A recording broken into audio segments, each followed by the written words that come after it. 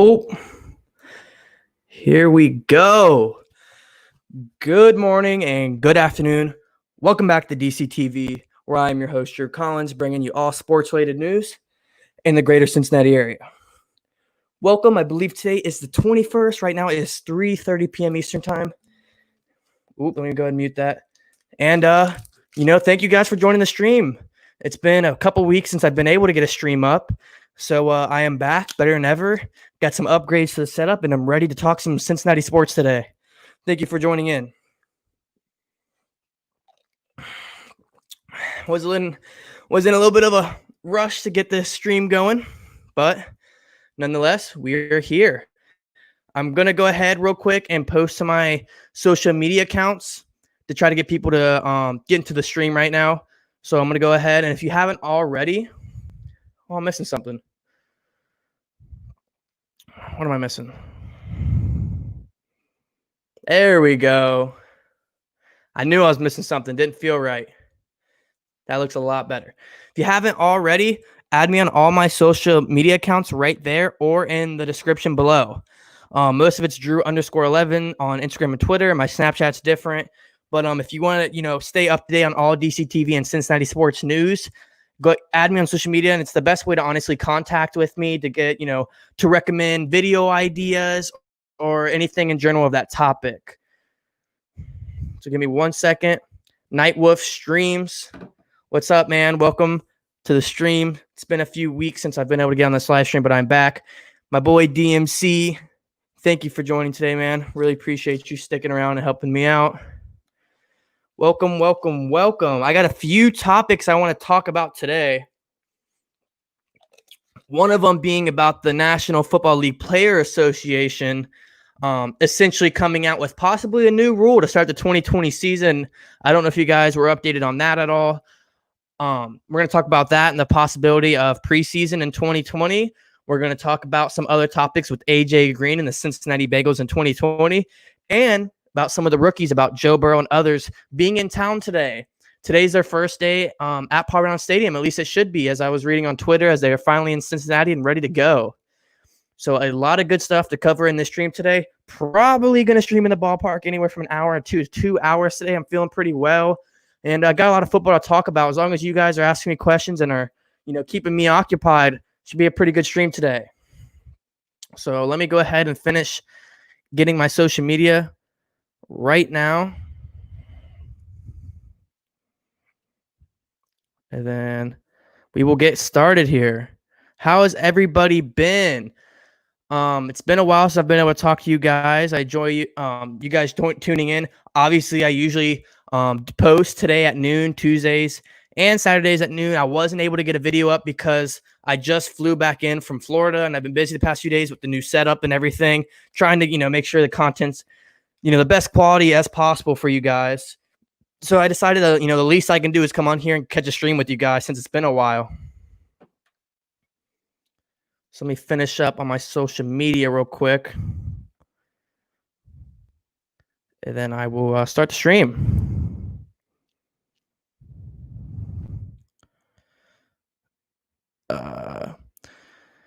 If anybody real quick just wants to give me a topic to talk about, otherwise I was probably going to hop into the NFLPA once some more people get in here. Essentially what happened is the Player Association, they come up with subjects and then the rest of the league will vote on it. And essentially they came out with the idea of they already shortened the preseason to 2 weeks in 2020, but now they're saying 0. So they're coming up with a proposal where there won't be a single preseason snap in 2020, which there's a lot of positives, there's a lot of negatives. It could really affect, all these organizations in many different ways, some positive, some negative. And we're basically going to just dive into it and, figure out what could happen for the Bengals and how it could affect, some of these teams across the league in 2020. It's pretty interesting news. If you talk about the 2 weeks, I think 2 weeks is better than 4. And I feel like a lot of players would agree, at least for 2020. But, going 4 weeks to 0 weeks, that's a huge difference. But, look at baseball. They're just starting to play today, I believe. I believe the Reds, I think they played today. But you go to 120 plus season, just a regular season, cut it all the way down to 60. That is way different than the National Football League losing out on a few preseason games. So if anything, I feel like we're pretty lucky to still be involved in the regular season. I mean, I don't want to take granted the preseason that we get, because there's a lot of players that are going to get cut on teams that aren't going to get a shot. So it's a pretty big deal. You really got to dive into it, to learn more about it. But it's going to affect a lot of people, a lot of teams, organizations, from top to bottom, from people trying to get onto a team to owners having to make a lot harder, a lot harder of basically a choice. It's a lot easier when you get all a training camp, 4 weeks of preseason material games, and so maybe just training camp and no preseason games at all.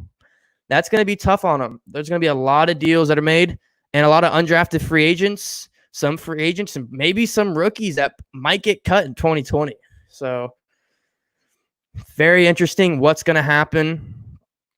And we're just going to have to see how it plays out, honestly.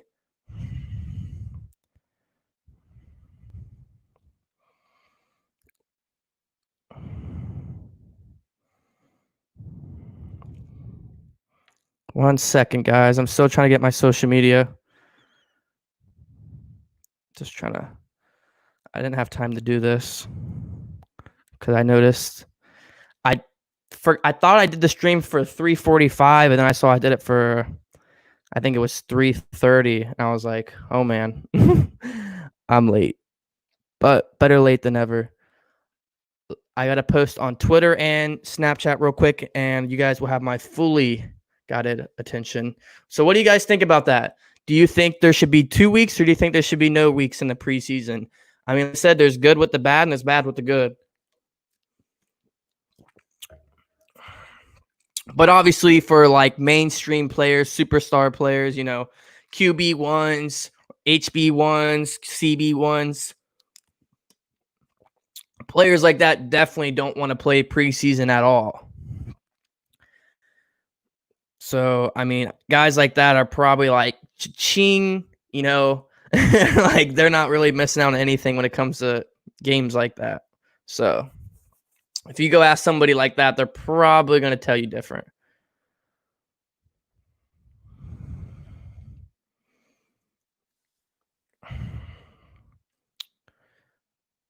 Anybody got any questions for me? This is also a Q&A. I'm not supposed to be the only one talking. I want to hear what you guys want to talk about. So if you guys got any topics, any questions, go ahead and comment it right now, and I'll, reply to you. I want to hear what you guys think, either of that situation or of another situation going on in the league right now. But it's going to be interesting to see how the preseason situation plays out, for sure.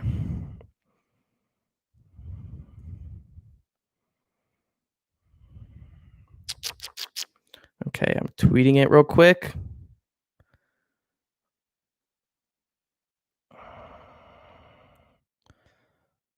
And then got 11 people in here. What is up, guys?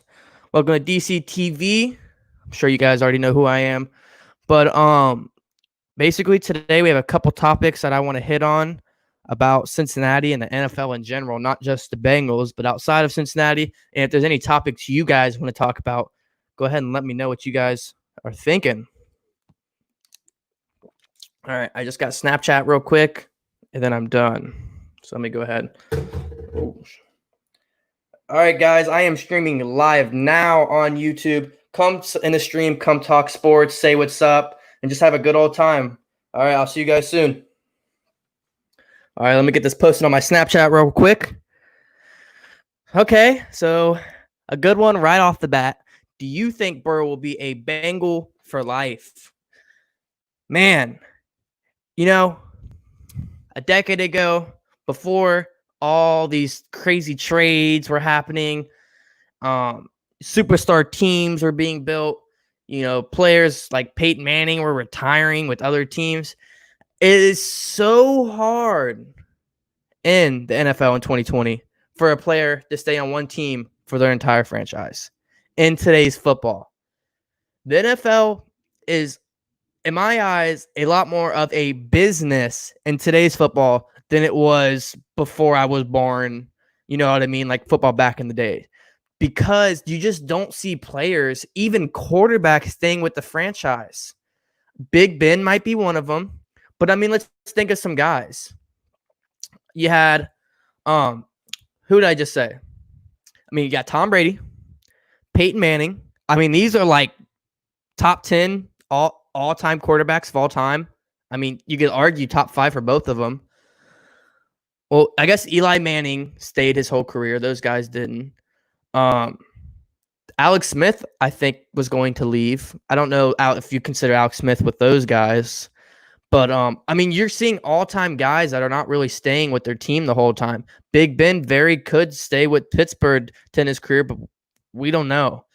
Do I think Burrow will be a Bengal for life? I sure do hope so. I hope he will be. Obviously, if he turns out to be the player we all think he is, I sure hope he will. And I think it also depends how Cincinnati does. If Cincinnati decides to spend some money in free agency each and every year, help to build a team around him, build an offensive line around him, there's no reason not to stay, right? I mean, he's already from Ohio. But if the Bengals kind of, leave him stranded and, kind of put him in a rough situation in his next few years of his career, that gives him the option to leave. I mean, it's so hard for a player, even a quarterback in 2020 in the NFL, for players to stay with one organization their whole career. You just don't see it very often. Tom Brady, out of everybody, Tom Brady, after everything he's done in New England, he could have just retired and be done with it. But no, he wants to prove to people that he isn't a system quarterback and that he really is the GOAT and that he can go to any team and take them to the Super Bowl and be successful. So I feel like with players that have that mindset, it's harder and harder and harder, each and every decade for players to stay on their organization. Trades are a lot more frequent in today's football than in even just past years. I feel like every year there's more and more trades. Now, this year could be different because of COVID and how much, it's a little bit harder to, trade and free agency and sign players and contract extensions. It's a little bit harder this year, so we might not see as much. But even with the situation, I mean, there's still players requesting trades, demanding trades, wanting to get out of situations. Like, I don't think COVID's going to, stop people from not wanting to leave teams. So do you think Burrow will be a Bengal for life? Yes. It's slim. But if the Bengals play the right hand, he could definitely be. My light just turned off. Let me fix that. Good question. If you have any more, let me know. That was a great question.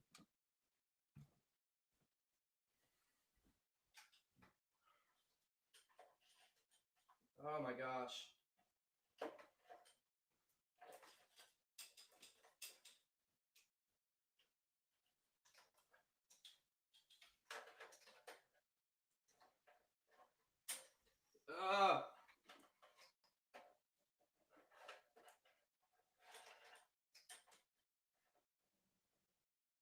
Okay. There we go. Sorry about that. Who do you think is the most underrated player on the Bengals right now? Well, this is a tough one too. I think majority of the Bengals roster is underrated because of, Cincinnati not being, Seattle, you know what I mean? Not being New England. So, I mean, did you guys see the Madden rosters? I mean, there was a lot of guys. I was kind of like, wow, it's pretty low. And then, I go and you look at the other Madden players and you go to like other teams and it's like, whoa, that's kind of high. The Rams, teams like that, it's kind of like, whoa, how'd those guys get that? And Cincinnati, and it's kind of like, dang, that's kind of crazy. I mean, I think Tyler Boyd's like only an 83. I don't think Tyler Boyd's in the 90s, but do I think he's low 80s? No. He's probably the best slot and might be the best slot receiver in 2020. So to name one player is pretty hard. I mean, I got to say because if you look at Cincinnati, there's not many players who are overrated. Can you name one overrated player? that is viewed in Cincinnati. I mean, the last player that I could have seen that was viewed overrated, Vontaze Burfict. And that's because Vontaze Burfict faced a lot of terrible decision making in his career, which caused a lot of haters. I mean, that was the last person I could have think, maybe Andy Dalton. Maybe some people thought Andy Dalton was overrated, but I never thought Andy Dalton was overrated. Andy Dalton was Andy Dalton in my eyes. But to name one player, man, that's tough. I mean, the past few seasons, Tyler Boyd has been one of the most underrated and disrespected receivers I've seen. But as he's making more of a name the past year, I think his name is starting to get out there and people are starting to respect him and give him the proper, oomph that he deserves. I think, on the defense, I feel like Geno Atkins is very underrated. He is a multiple-time Pro Bowler. He is top 5 defensive tackle in the NFL, despite, his age. He is very underrated in my eyes. I mean, I could go with Carlos Dunlap. Carlos Dunlap, has also taken a step back as his age has proceeded, but he's still a multiple Pro Bowl, and I think he was low 80s in Madden this year. Like, I don't know, man. I mean, I could go on. The linebacking crew, you can't really rate them because, they're very young. I mean, you could say Josh Bynes, but I mean, all those guys are young, so it's hard to rate them right now. And then you go into the safety. I do think Jesse Bates is going to keep improving. So I feel like if he keeps improving and, being in Cincinnati where the national media isn't too fond of, I think he could definitely slip into the underrated category just because I feel like he can really merge into something great. And then Von Bell's a different story because we don't really know what he's going to prove and what he's going to do in Cincinnati in 2020. So very interesting. Great question. And I feel like a lot of us Bengals fans can really agree that, the Bengals are a looked upon franchise in the NFL in Cincinnati with, our owner being vastly hated by Cincinnati and the national media as well. So I feel like the odds are definitely against us when it comes to under and overrating players. Do you think Boyd is considered underrated? He is, if you ask me. Yeah, that's just like I was saying, man. I mean, if the past 2 years outside of Cincinnati and maybe the division, other guys don't even talk about him.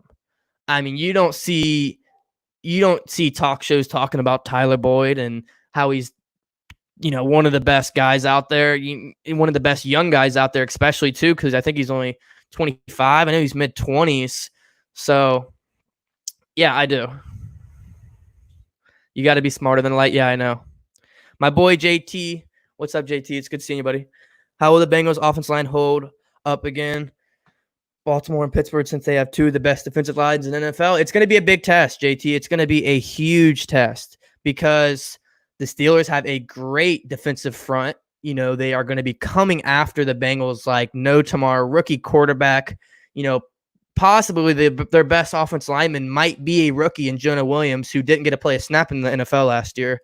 So he's going to be vastly tested in 2020. I mean, it's going to be interesting.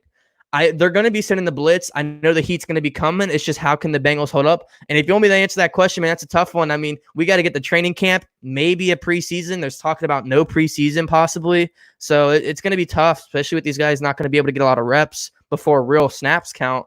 So we might struggle a little bit. I do think I am a little bit more worried about the Steelers front than I am Baltimore's. Baltimore, not saying that they do have a good defense, but I'd be more worried about Pittsburgh, especially the rivalry, being in Heinz Field, with all that pressure, Joe Burrow, rookie quarterback, and then, Big Ben winding down his last few years in the NFL. It's going to be a fun one to watch, but yeah, man, the offensive line has a lot to prove in 2020. A lot to prove. Oh, Luke said, do you think the Bengals should have kept Eifert? Look, man, I was a fan of Eifert. The guy's ceiling was high. I mean, his ceiling was up here. That guy could have been, you could argue that he was one of the best when healthy. He was good, but no, I think the Bengals made the right move. Unfortunately, as much as I like to make relationships with players and you say you like this guy, good locker room guy, which he was, the poor guy just couldn't stay healthy, man.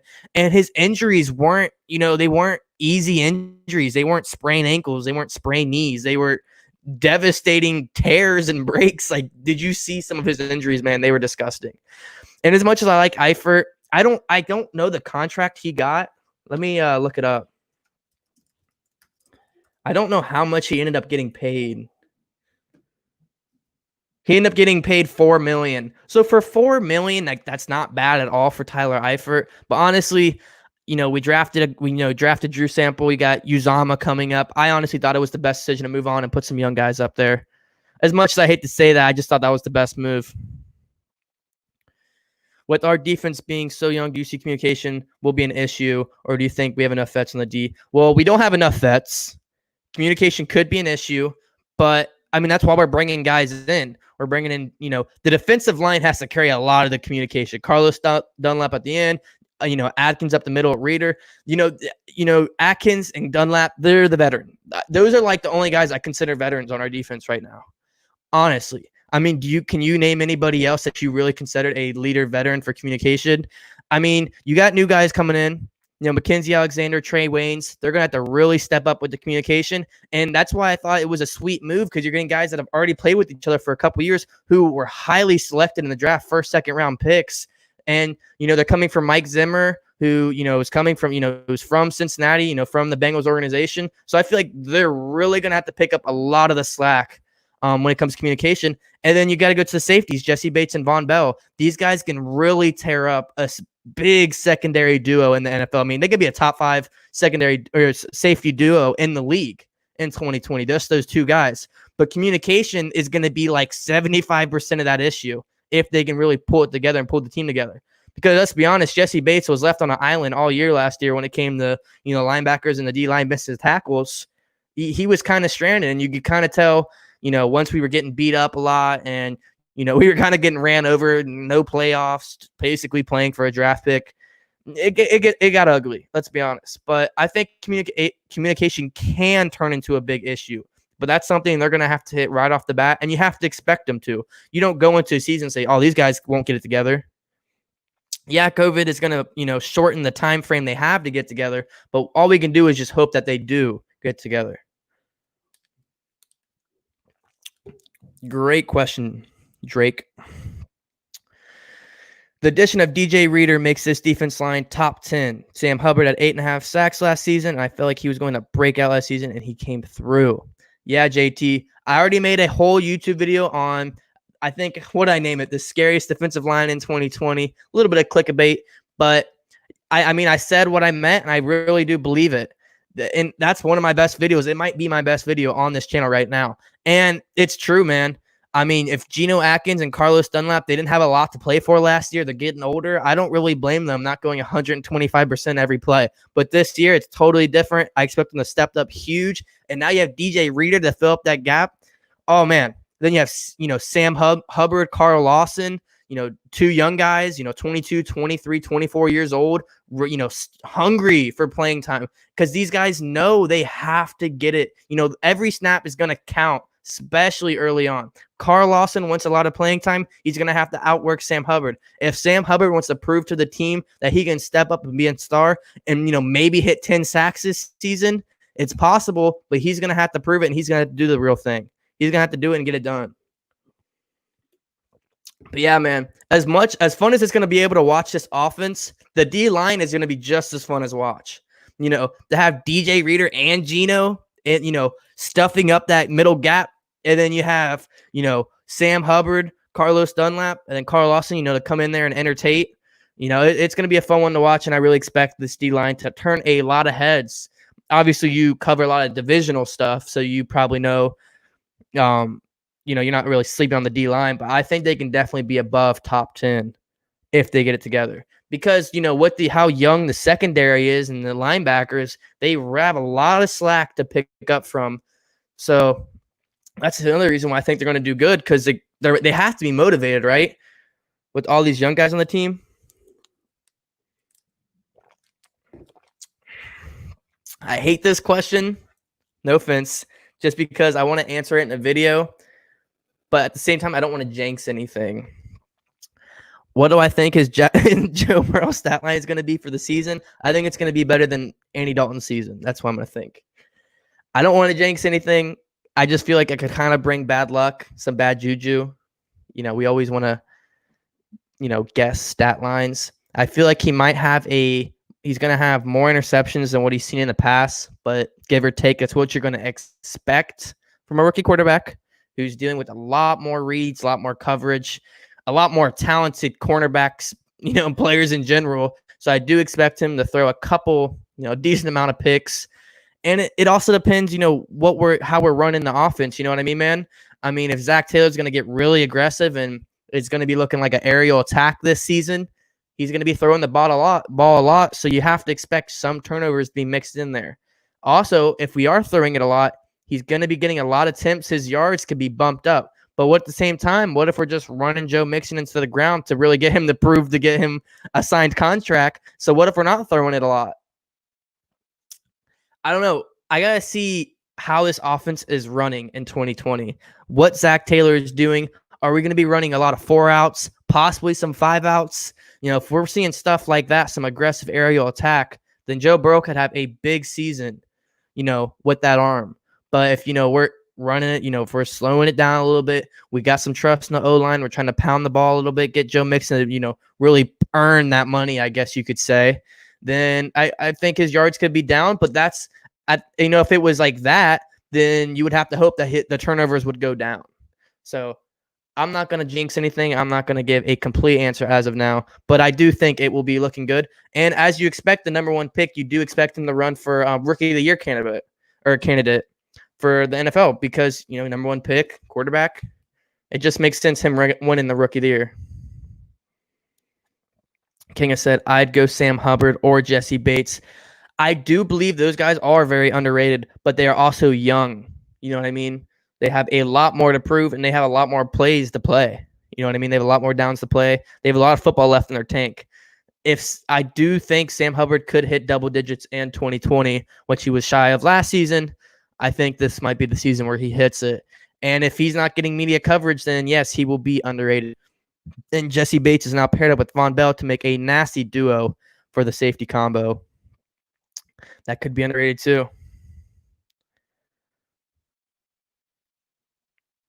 I think that Miles was trying to help with Mason with his helmet. I saw that.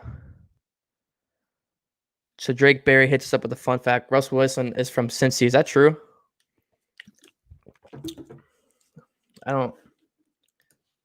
That'd be a first one for me. I'm not going to lie. Is this a Jenks? Are you trying to trick the stream? I'm looking this up, guys. Hold on. Really? What high school do you go to?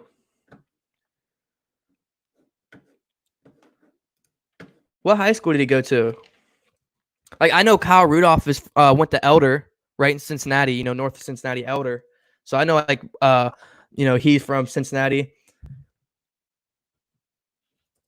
Did he go to high school in Cincinnati?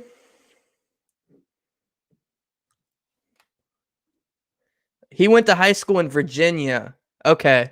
See, most players that played high school ball in Cincinnati or Northern Kentucky, I know of, but it's saying that he went to a prep school in Virginia. So that's why I probably didn't know that. Most high school guys that are from here, I know of Virginia. Nice. Adam Austin hits us with a banger of a question right off the bat. Do you think we'll be in the playoffs? The odds are against us, Adam Austin. The odds are against us to hit the playoffs. Do you see the playoffs this year? Probably not. But with this team, there's a very high ceiling and there's a very low ceiling and there's an expectation. So what's the roof? Roof for me, 10 wins. What's the expectation? 6 to 8. What's like the low? 4. So I think we could get anywhere from 4 to 10 wins this season. So can we make the playoffs with 10 wins? Sure can. Can we make it with 4? No way.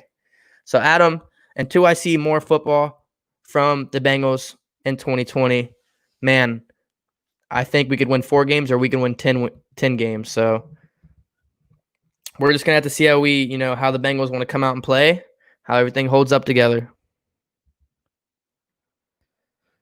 Sean said, "What do you think was the Bengals' best move in free agency this year?" Well, man, there was a lot. There was a lot of good moves, and the call one the best. Well, the best one was drafting Joe Burrow, but that's the draft. But really, can I package one together? Because DJ Reader and Von Bell, them separately, are going to pick up a lot of slack. But the combo of bringing both of those Minnesota Viking cornerbacks in was huge, man. To bring in Mackenzie Alexander and Trey Waynes in together, that's a very underrated move and a very good salary-friendly team contract for both of them. Both of them was, pretty cheap for what they're worth. And, I kind of understand why, because, they're about 27, 28, so just about to hit those 30s. So I understand it's kind of a prove-it contract. We're going to give you bare minimal money. Prove to us you're a good player and you're a good fit for Cincinnati. We'll give you a 2-3 year deal to last you to your early 30s. So I understand. I think that's a very underrated deal. And I know they're 2 deals in one, so you might call that cheating. But, man, that can really boost a lot of team chemistry, which is going to help in essence about communication, which we were just talking about. If those guys can come in, communicate very well, get this team going, it's going to help a lot for the Bengals defense in 2020. But don't get me wrong. Von Bell is a playmaker. I am so excited to see him hit some guys and knock some footballs loose. And DJ Reader, I can't see him decide with Geno Atkins, man. I mean, who doesn't want to see DJ Reader and Geno Atkins, pair up to be a monster D-line with, Sam Hubbard coming up and improving himself, and veteran Carlos Dunlap. Roach said, "Yo, Houday, what's up, Roach? How you doing, man? I know it's been about a week or so for a stream. I'm glad you made it into today. Appreciate that. If you guys haven't already, go ahead and hit that like button, subscribe, and join the DCTV family. We should go with a West Coast or air raid offensive scheme. Yes, yes, yes, if the offensive line can prove themselves. This is the goal. This is what I would like to see. This is what I would like to see Joe Burrow just show his greatness often, but he can only do that if our offensive line can block. I want to see this, man. I'm with you, Drake, but our offensive line has to prove that we are capable of doing it. Do you know what I mean? I want to see this. I think we're very capable of it, but our offensive line has to prove that they can hold up. It's not an easy formation for the O-line, because you got to think usually there might not be a tight end a lot of these, or there might be a tight end, but he might not be at the line. The running back, is he going to go, is Joe Mixon going to sit there and block all day on most plays? I don't see Joe Mixon doing that. And same with Gio. I mean, you have to get Gio involved too, so then there's no running back blocking on the play. Kind of scary to think about, man. I mean, in a division where we got Baltimore and Pittsburgh, pretty good defensive fronts in the league, especially Pittsburgh. Kind of scary to think about, but I would be surprised if we at least don't try that in 2020. So really expect them to hit that up. Is there still time to sign Mixon to a long-term deal before the season starts? No. But yes, there's still time. It could happen. Is it going to happen? No, unless he forces to sit out. I think at this point, we're going to wait. Why would we have not signed him already?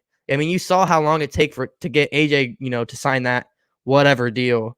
But it could happen. There is a possibility we will pay Joe Mixon. But at this point, why? Like, you've already waited this whole offseason. You might as well wait now. You might as well see what he can produce, and as if he can stay healthy. But hopefully he doesn't, turn around and say, I want my money before I, run a snap, before I put my life on the line and I possibly get injured. So the scary situation about this, Gavin, is that it can get ugly quick. This situation, we've seen it happen before. It can get ugly fast. He goes out there, gets hurt, boom. Oh man, that's, he gets banged up. He can think right now he doesn't want to get paid. He can go out there, play. What if he's carrying the offense? What if he's getting 100 yards on the ground, 50, through receiving yards, getting a few touchdowns, and he's carrying this offense? He might say, hey, man, I'm kind of carrying this offense right now. We got a rookie quarterback, let's pay me before his contract goes. So it can get hairy quick, man. It can honestly, I think they should have already got the deal done, so we didn't have to worry about it now. But, the Bengals are going to do what the Bengals want to do, and I think that's going to be wait. And that's very interesting because what were the polls? I did a poll. I had a couple polls up on my YouTube. What'd they come out to? I had polls on my Twitter and my YouTube about how much do you guys think he should be able to get annually? Because we saw King Henry get paid.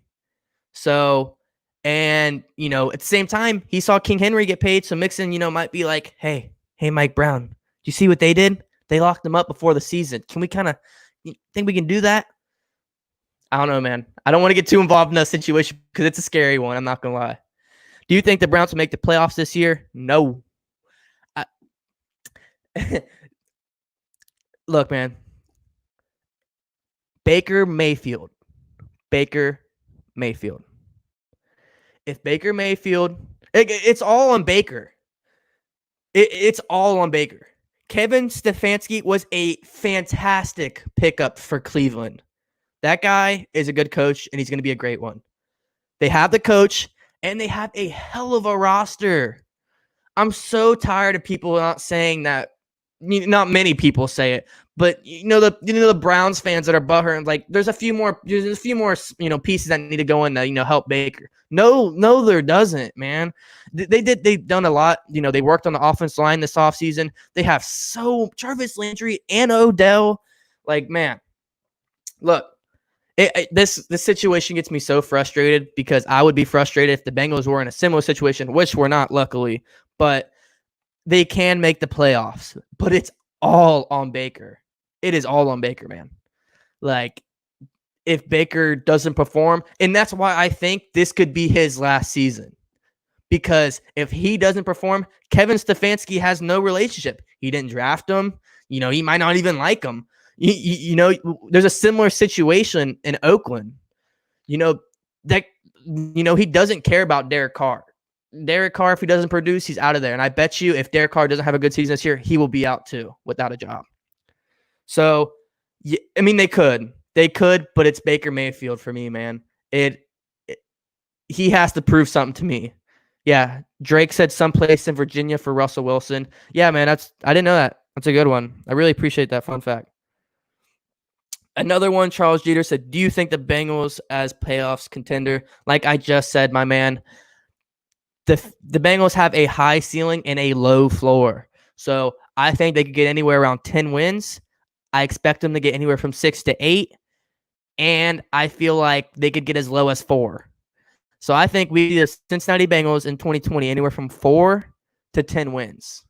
So if they get 10 wins, yes, they are a playoff contender. If they get 8 wins, yes, they are a playoff contender. If they get 6 to 4, no, they aren't. So I got to see more football, man. And it sucks because we're probably not going to get a preseason to watch. How are we going to watch training camp? I don't know. It's a hard one because, right now, players today are arriving in Cincinnati. Joe Burrow and all those guys just arrived today. To go to Paul Brown Stadium and get ready to practice and, team meetings and all that good stuff, not over camera, but actually in person. Kind of crazy. But, yeah, man, like I said, it can be really high chance. It can be really low chance. I got to see more football. Kanga said, you are a underrated Bengals YouTuber. I appreciate this. I've been doing it for about 3.5, 4 months now. Hit 1K. I appreciate that. We're on hashtag road to 2K now already. Can we get 2K in less than 6 months? That would be insane. That would be insane, guys. So if you're in here right now, make sure you leave a like, hit the subscribe button, and become a member of this DCTV family where we produce the best quality content for Cincinnati sports. Drake Berry said, I think people are sleeping on our linebacker core because all of them being rookies. I can see Logan Wilson, Marcus Bailey, Akeem Davis-Gather, Jermaine Pratt, second-year guy. Yep, I could see at least 2 of the 4. Yeah, man. I don't want to call, rookies underrated because they're not rated at all because they haven't played. But, our defense can definitely be underrated. But at the same time, it could take a tough turn for the worse. But we got a lot of young guys who are going to have to step up and fill some shoes as soon as they walk onto the field. Like Logan Wilson, going to have to step up big time in 2020. Jermaine Pratt, he's going to have to fight for playing time. Marcus Bailey, Akeem Davis-Gathers, they're going to be thrown in there for some blitz plays. It's going to be interesting to watch. And I think even though all these guys are young and still have a lot to prove, it's kind of going to be fun to watch because week to week, you don't know who's going to be starting. You don't know who's going to be, playing third downs. There's a lot of guys that can be mixed around and thrown around and aren't guaranteed a starting spot in 2020. And that's what kind of sucks with no preseason or only 2 weeks, which I think there will be 0 weeks, which the NFL Players Association is about to vote on right now, if there's 2 weeks or 0 weeks. But yeah, it's going to be interesting to watch.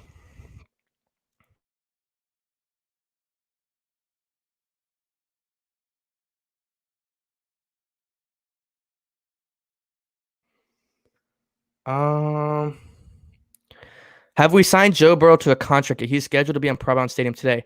I believe so. I believe all the rookie contracts not signed. But even if it's not a big deal because things are taking longer than what it's supposed to be because of COVID. So like some players are just now being signed.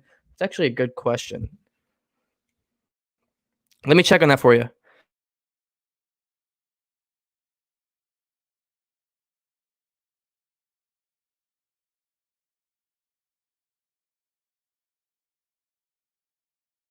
Okay. Let me check that one for you. I'm assuming that he's a first-round pick and he's a quarterback, the first pick of the draft. They get paid more than ever in NFL history than what they do right now. I don't know. I would assume so. Yes, he is. Joe Burrow, the number 1 overall pick in the 2020 draft, will reportedly sign a $36 million contract with the Cincinnati Bengals, which comes to nearly a $24 million signing bonus. So, yeah, we have signed him and locked him up already. Don't got to worry about that. Good question. The Arizona Sports Fan, what is up, man? If you guys haven't already, go check him out. He is in the Fan to Fan Network. Him and JT Sports, go check those guys out. Obviously, he's Arizona, so he does all Cardinals footage. But, I mean, if you love sports, you love football, you have some free time, he has some great content over there in Arizona. So go ahead and check him out. And JT Sports, who covers all things NFL Network and some other NBA footage, I believe. What's up? Do you think they were mostly focusing on AJ instead of Joe? Very well. I mean, they could have been, but honestly, I think they've had that decision on what they're going to do with Mixon already in their mind at the end of last season. Like, I felt like they were going into the free season. Either we are going to wait, or we aren't with Mixon. I feel like that's kind of how the Bengals do things sometimes in the past. They kind of have their mind made up, and they kind of are selfish sometimes. So I feel like that could be the situation, but I feel like they would have already had their mind made up unless Mixon comes out and says, "Hey, I'm not going to play unless you hand over the cash." So, but I feel like they already kind of knew AJ was going to sign that. They already knew they had to do this. And honestly, I would be, looking towards the future because now we have to sign AJ again. I would be more focusing on Mixon. That's what I think. We have signed Joe Burrow. Oh, I did that one. Do you think T. Higgins could be the next AJ Green? That is asking a lot out of a player, but he could, man. He models his game after AJ Green. He is now a teammate of AJ Green. And, he has every tool in the world to basically become a great wide receiver, such as AJ Green has in his career. So yeah, I think he very well could. I think he could be better. But at the same time, if he was a half of a player what AJ Green was, he'd be a pretty decent player, just in that being said. So he has all the tools, man. He models his game after AJ Green, and now his own teammate is the guy himself. So what more can you ask for someone to model their game after someone that they've been doing all their life, and now they're teammates, and they're going to be working with each other every day of the week, and they're going to be playing with each other on Sundays. He very well could be, man. I mean, the ceiling is really high for T. T could come in here, year one, do a little bit. Even if he does that, my ceiling doesn't go lower on T. Higgins, man. I have a lot expected into him. Do you think AJ Green gets 4 years, $156 million? Hold on, what is that salary?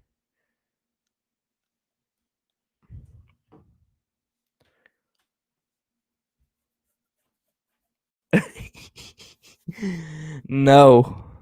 Did you miss a number? Because 4 years, $156 million is $39 million a year. I think AJ Green is worth around $10 million a year for the rest of his career. He's on a he's getting paid $18 million this season for 1 year because of, the deal, the contract tender. But I think he's probably worth around half of that for the end of his career. Unless he has a fantastic season this year, which is very possible. AJ Green could come back, be as healthy as ever, be as fast as ever, and come back and carry this rookie quarterback. He very well could. And let me tell you, I hope he does. But if he does, the Bengals are going to have to cough up some money. So I don't think he'd get anything near that contract. Burrow, which newer player would surprise you a lot if he busts? Well, considering the Bengals took a lot of, position needed players when it comes to linebackers, obviously Joe Burrow would be, I think I would quit my YouTube if he becomes a bust, as I couldn't deal with the heat. But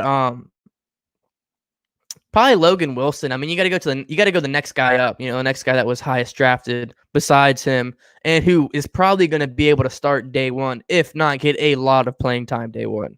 So next up would be Logan Wilson for me. I mean, a lot of those other guys, really, the Bengals kind of just took a hit on them. It's like, hey, man, you're going to come in here and you're going to play early if you earn it. So, I mean, they're all getting a chance, but I think Logan Wilson would be kind of suck because he's going to get a lot of playing time really quick. I think Logan Wilson is the most rounded out of all of them. I think he has the best chance to make a day one appearance. I think all of them will. Let me take that back. Day one start, I guess I should say. But I expect them all to do good things. Akeem is not as rounded. He is a very explosive player, though, and I'm really excited. They all kind of have their own thing that they're good at, which is what you want. You don't want to draft all guys that play the same, you know what I mean? So I guess that's who I would say. Give me 1 second, guys.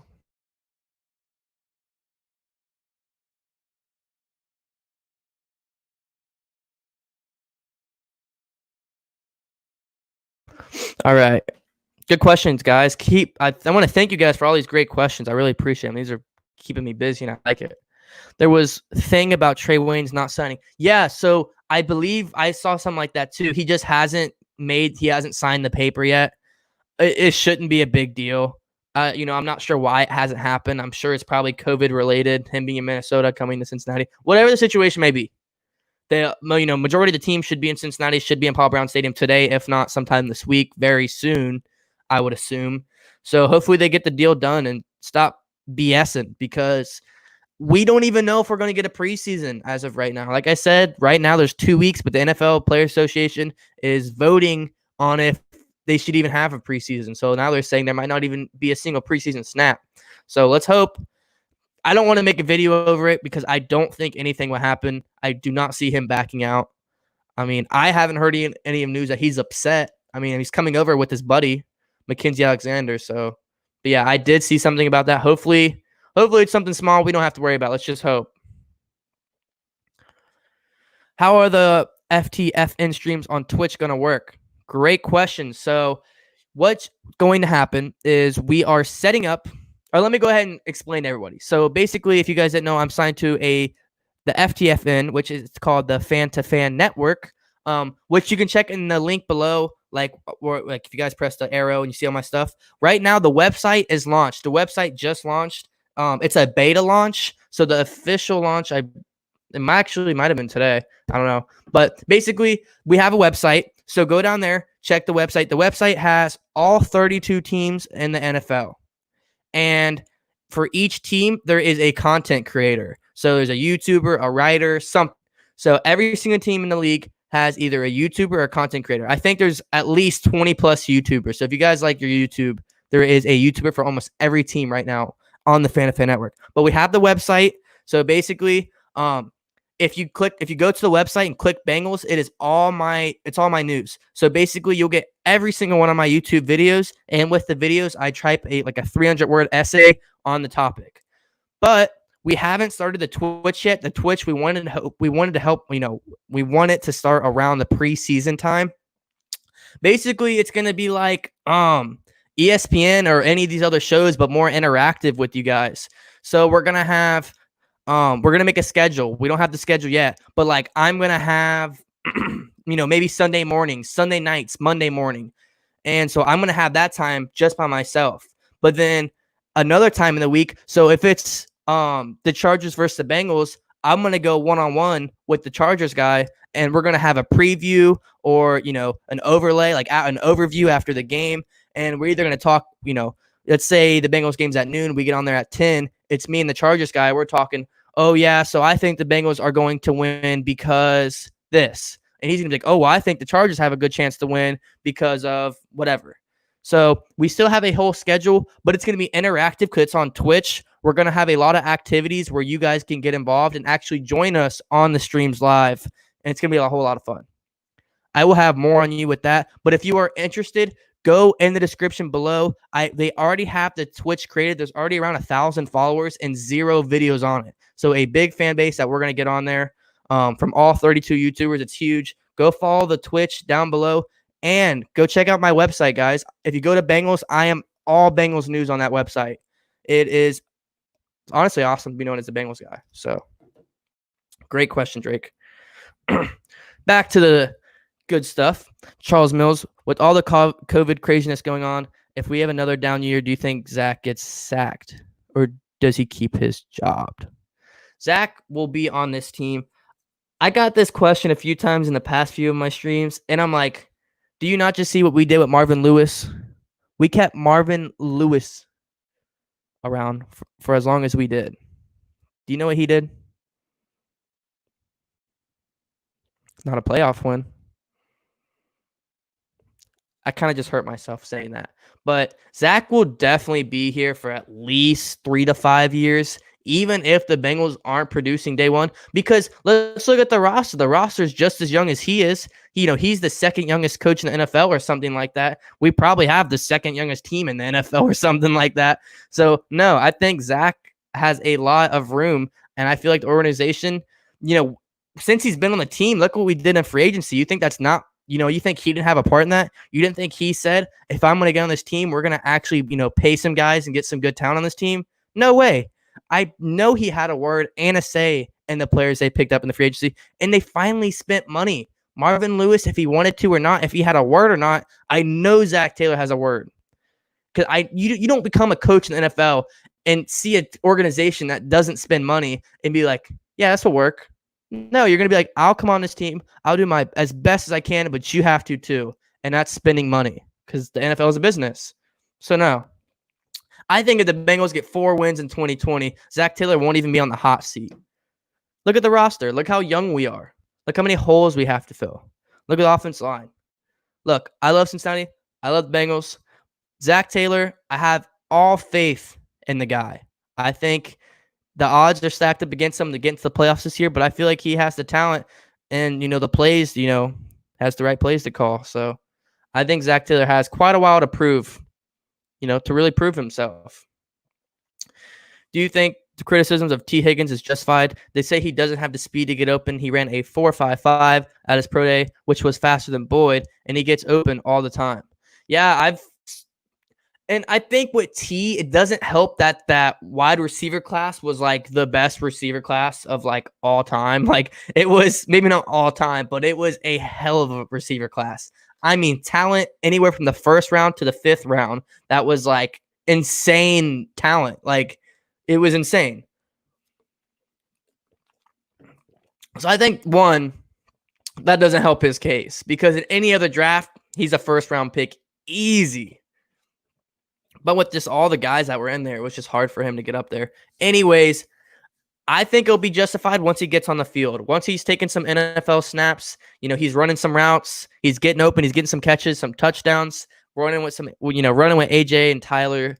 I think then it'll be justified. I mean, you really can't justify it right now. He hasn't proven himself. I want to say it's justified, but what am I to say? He hasn't played an NFL snap yet.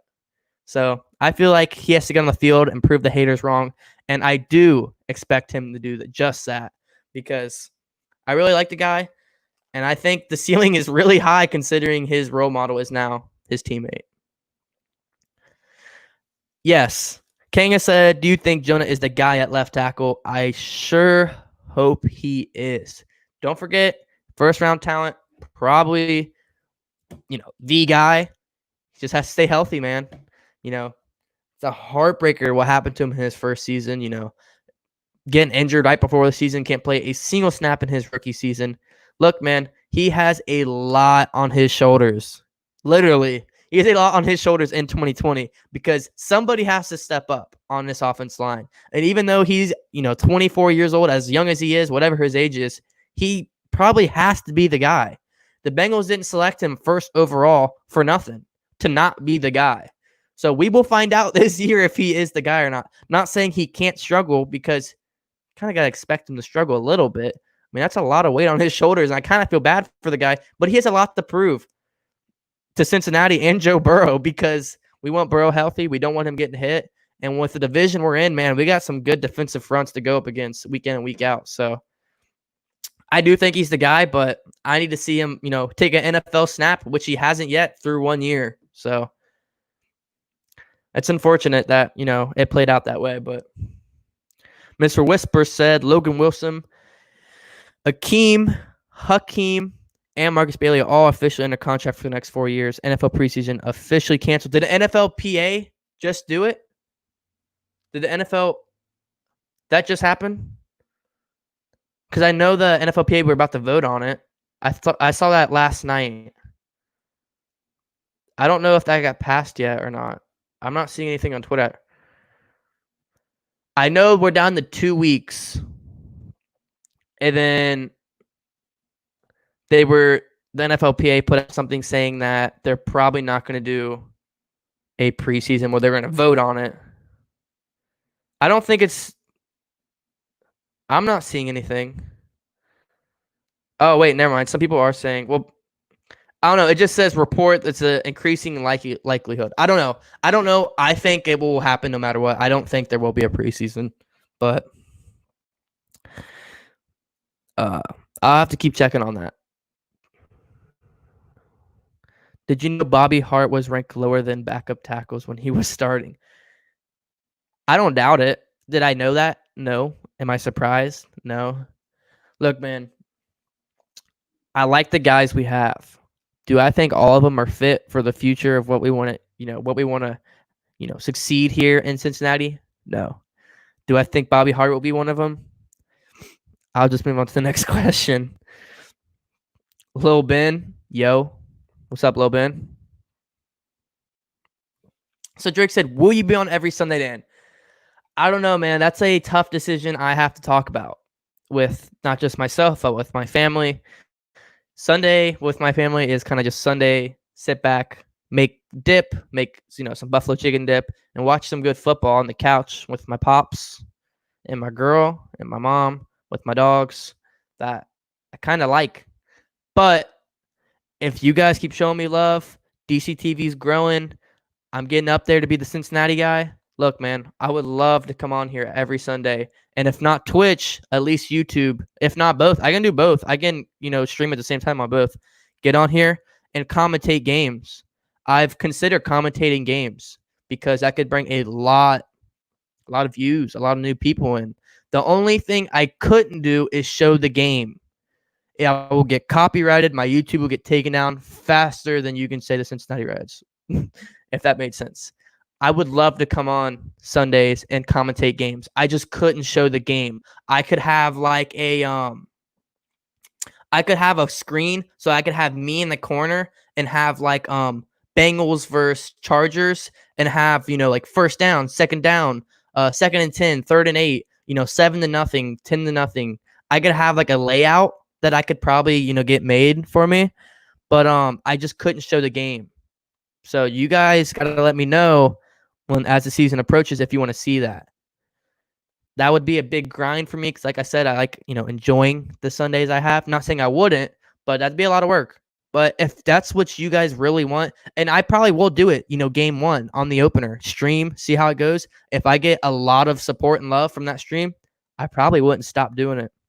So I don't know. You guys let me know. Is that something you would be interested in? Me coming in, streaming on, football Sundays, streaming the game, maybe commentating, getting literally live interaction. Oh, Joe Burrow, what a beautiful pass. Come on, T, you got to catch that. It would be fun. You guys let me know, though. Do you know, come on, Adam, wrong no, but it's all right, bud, if fans would be allowed in the stadiums? Well, if you watched my COVID video that I just released last week, it's all right if you missed it. It's all right, man. It depends on each team. Each team is different. So with the Bengals, as of right now, it's limited seating, and it's so you got to wear a mask. It's limited seating, no tailgating around Paul Brown Stadium, in the parking lots and whatever. And like the seats are socially distanced.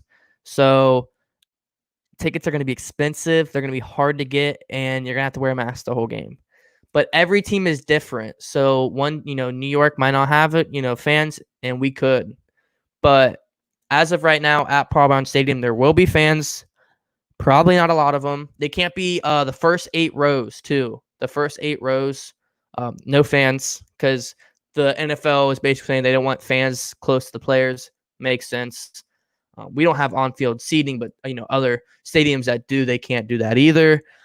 Socially distanced seating, which I kind of said that in my COVID video. I was like, I'm not sure how that's going to work because majority of people buy SeatGeek, StubHub. You're not going to Paul Brown Stadium and purchasing your ticket there. You're purchasing it online, and like, are these apps going to know how to socially distance? For example, if you have row 8, if you have 8 rows back and 6 seats, and a family of 2 buys the right seat, but there's another whole family of 4, are they going to be able to sit in that same row? Like, how are you going to social distance that? But furthermore, how are you going to know on the apps? So I don't know. I just feel like there's a huge question mark when it comes to the fan situation. I know you also know training camp. Nobody, I'm pretty sure, is allowed at training camp. And even media people, like people who work for the NFL and like other, maybe not for the NFL, but people that come in for the newspaper, for articles that, are sent to the games to get information and write the article, whatever it may be. They're not able, no media access. And that's every team, I believe. So that's pretty huge, man. I mean, that's a lot of people who are going to games and relying to get information for their network, either their network or their website, whatever it may be.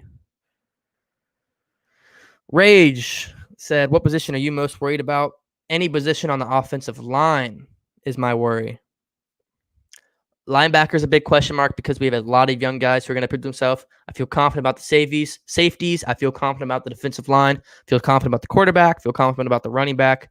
I feel confident about the receivers. That leaves offensive line and linebackers, which I'd say I'm most worried about, but I'm definitely more worried about the offensive line than I am the linebacking crew because, man, they haven't been able to get it together yet. We've had injuries, a lot of them. We've had guys who we thought were going to be the guys. So far, they haven't proven to be the guy. And more importantly, we have the number 1 quarterback in the NFL draft in 2020 who we can't afford to get hurt. So offensive line, name a position. I don't really care. I mean, not left tackle because of Jonah Williams, but then that's me saying I'm not worried about Jonah Williams. I'm kind of worried, man. He didn't play a single snap his whole rookie season coming off a pretty big injury. I'm not saying I'm worried, but come on. Offensive line for sure. Thank you for the question. That kind of made me upset. I like Zach Taylor more than Marvin Lewis. Look, man, I got to see more of Zach Taylor. I have a ton of confidence in Zach Taylor. We got to see what he, how much more he produces in year 2. He's got a legit roster. He's got a lot more talent, and he's probably more comfortable coming in year 2. Now he knows that it's his team, it's his, locker room, his city. I gotta see what Zach Taylor is, but I really like Zach Taylor and what he's came in and done, because even with the season we had being the worst team in the NFL, he still tried to make it feel like he still tried to talk about the fans. He feels like he actually cares. Not saying that Marvin Lewis didn't care, but I'm not gonna say at all times it felt like that. Yeah, no fans in Philly. Like I said, it's team by team. So NFL is saying you can do it, but you also don't have to. So right now, that's why I keep saying right now you can have fans in, because right now the Bengals might say fans are allowed. Get into week 1, a player gets sick, no fans. So I don't know how that's going to last. You're welcome, Adam. Appreciate you coming to the stream. Charles said, could you do highlights after the game? I'm going to go ahead and put that in my notes. That is a possibility.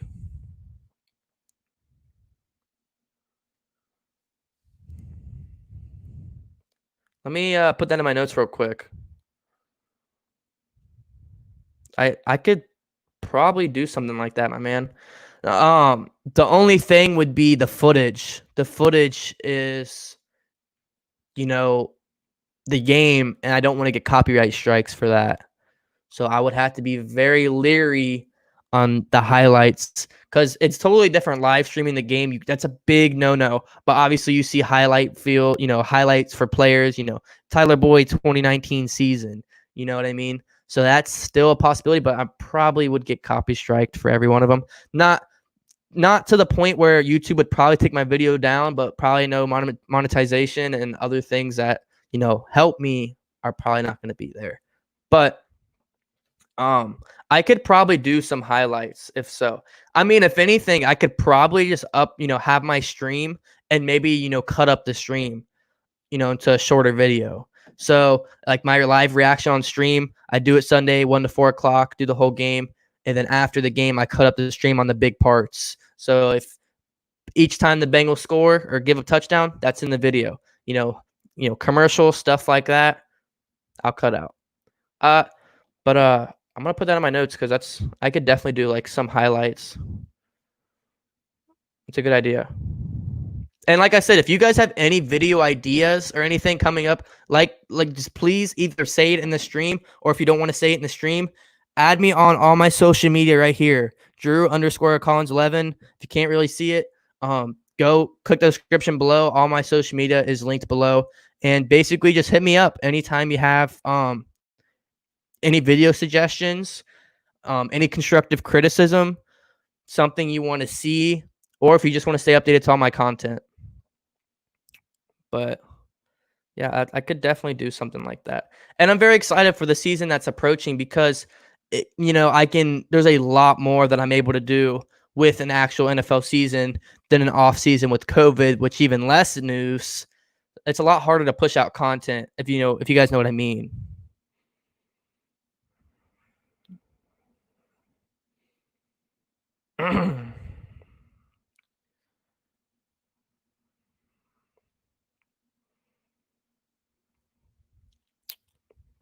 If you guys are still in the stream, we are an hour and 11 minutes in. So go ahead and smash that like button for me.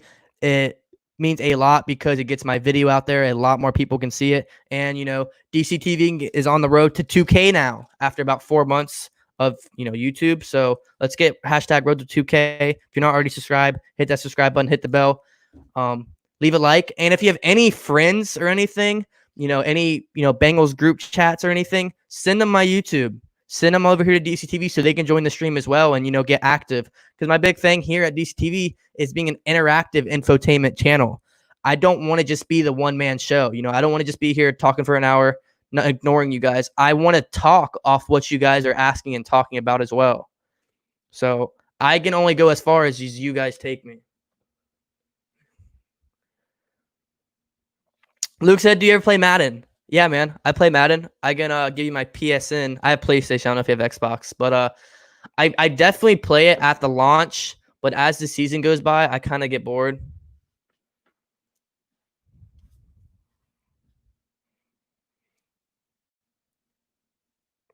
So I play Madden, but it definitely gets boring after a while.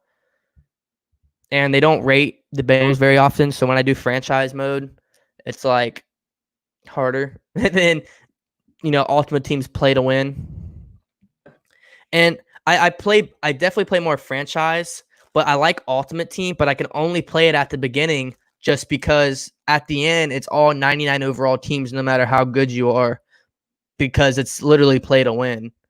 But I mean, that's okay.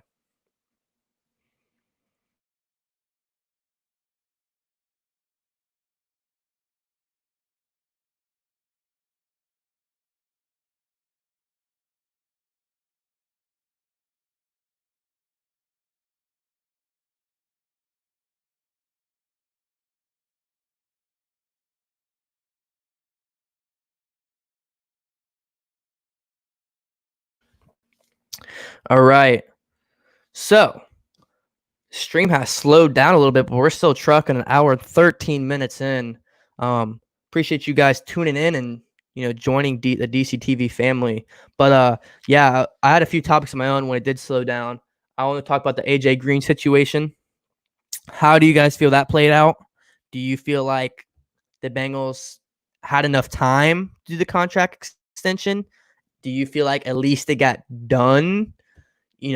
Obviously 18 million isn't what you would expect or what you want, at least in my opinion. But would you at least rather have AJ on the team? Now they have a whole another year to figure out another contract. I want to know how you guys feel that turned out, because I wish it would have got done. It kind of sucks it didn't get done.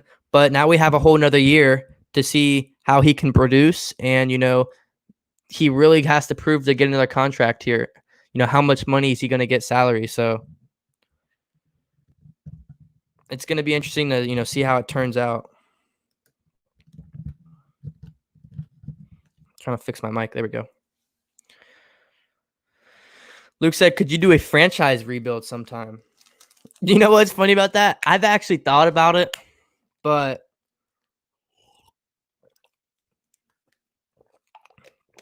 I'm trying to keep my content not one dimensional, but focusing on one thing. So I guess it's still, Cincinnati content. It's just, virtual video games. If there's not an NFL season, that might be my only choice. So yeah, that's something you could see. I do have an Elgato, which is a recording device for video games. I lost the cord. I'd have to go buy another one. But yeah, man, that's something I could do. I could try to keep it pretty realistic, put some sliders on there. But it's gonna be a fun one to watch. That could be Madden's fun, but I would definitely have to have like a live face cam because I rage. I'm like a rage monster. So like I feel like Madden sometimes kind of makes you want to be mad just so they get something out of you. Like they want you to get mad at franchise mode so you can go over to Ultimate Team and spend your spend your cash. I don't know. I feel like Madden definitely shapes their game for people to spend money after the $60 you pay to play the game, which most of the time you're spending more than 60 anyway because you want the limited edition, you want the Madden points, whatever it may be. EA is smart. But if you've been keeping up with anything Madden related, you've seen the hashtag fix Madden franchise spammed all over Twitter. Even if you have a Twitter and you don't even play Madden, you've probably seen the hashtag fix Madden franchise. It's all over in any NFL content, EA content, any Madden releases. I see more hashtag fix Madden franchise than I do any positive responses. And yeah, there are people who have came back and said stuff about it, but they're low-key hurting inside because a lot of people probably aren't going to buy the game, or the people will say, I'm not buying the game until they fix it. Damn well you're going to go spend $60 to get it either way if they fix it or not. You're still going to complain that it's not what you want, but you're still going to buy it. And EA knows that. Anyways, that's kind of see. Look, I'm not even playing the game, and I'm already mad. Like I'm literally a rager when it comes to Madden. But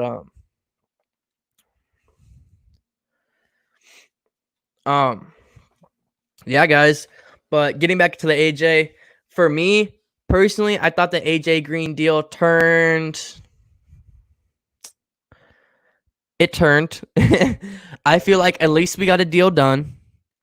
AJ Green is not worth $18 million over a long period of time because he hasn't proven that he's healthy enough.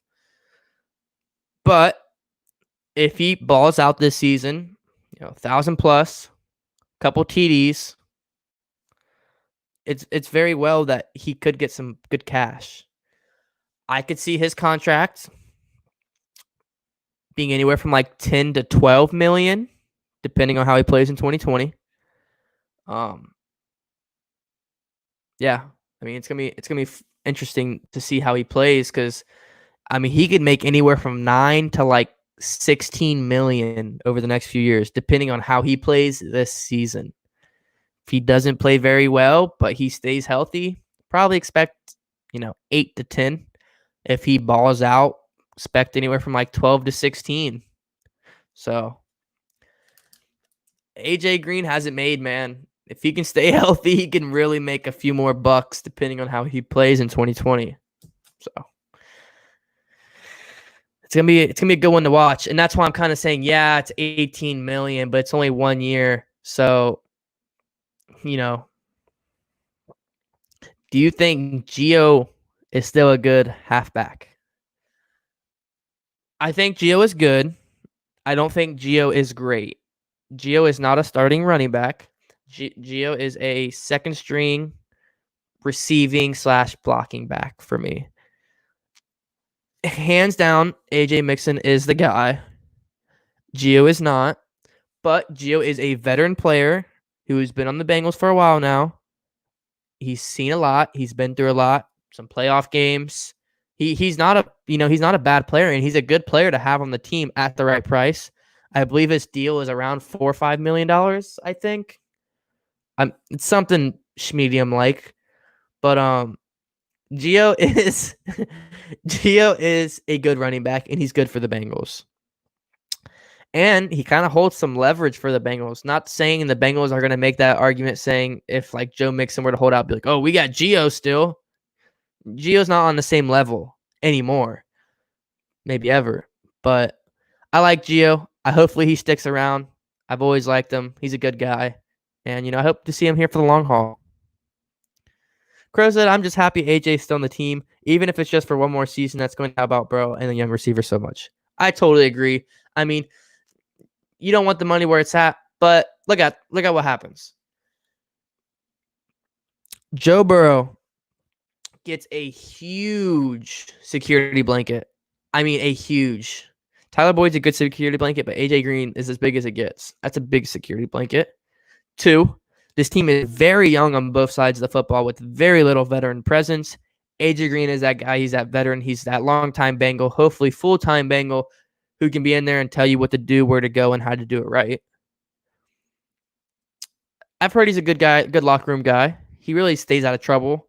I mean, you don't really hear much about AJ Green acting up, so I guess you could consider him a good locker room guy and a good captain. And at this point, as much as he is productive on the field, I kind of want to see how productive he is off the field. Training these rookies like T. Higgins, training Joe Burrow on what throws to make and, which players to feel comfortable with, how to feel pressure, stuff like that. I mean, AJ Green's presence is huge for the Bengals in 2020. And that's why I wasn't upset in the video I made about AJ Green, but I wasn't happy because the Bengals 18 million in my eyes isn't worth it, but it's okay. I am very pro player when it comes to contract extensions and talks, but when it comes to my own team, I'm a little more stingy because I want a good deal for obviously the organization and the player. But like other teams, you're like, hey bro, go get that money. Go put the Chiefs in debt for a while. Make sure that they can't sign anybody else. Like that, I'm like, go get your money. But for the Bengals, it's like, hey man, let's make a right deal here for both sides. So yeah, the deal was good, I guess. It's good to get it done.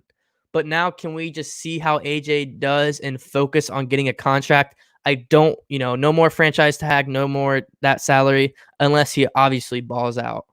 So let's see how he does. Then from there, we can go, okay, he's worth this amount for 3 years, 4 years, whatever. And, since he signed, before he even signed, there's been reports that he has, he's enjoyed what Larry Fitzgerald has done in his career and how he's been very loyal to the fan base. So there's been reports where he's been saying he wants to stay in Cincinnati for his whole career. But after this, even more reports have came out. And if you follow the Bengals on Twitter, they've kind of put it everywhere. Oh, I don't blame them, but they kind of put it everywhere that AJ Green said, physically, mentally said, I want to be a Bengal for life. And they kind of implant that into every Bengals fan head, in their head, so you can expect that. And if a time comes where the Bengals say you're getting 10 million max, 12 million max, all you get, and AJ Green is like, no, man, I'm going to go get the money somewhere else, he's going to be hated because the Bengals are literally drilling it into Bengals fans' head on Twitter and social media saying, hey, man, he said, AJ said, hey, did you guys hear AJ? He said he wants to be here for the long haul. So I think I know what the Bengals are doing. Good job for the social media team. What happened? Good question, Charles. What happened? It amazes me for the 5 games, Mixon only had 100 yards, but still got 1,000 yards at the end of the season. And I see a lot of things when it comes to running back talk, and like they said, some people say Le'Veon Bell only played good because of the Pittsburgh offensive line, and there's been some people have been saying that about I'm having a brain fart. Hold on.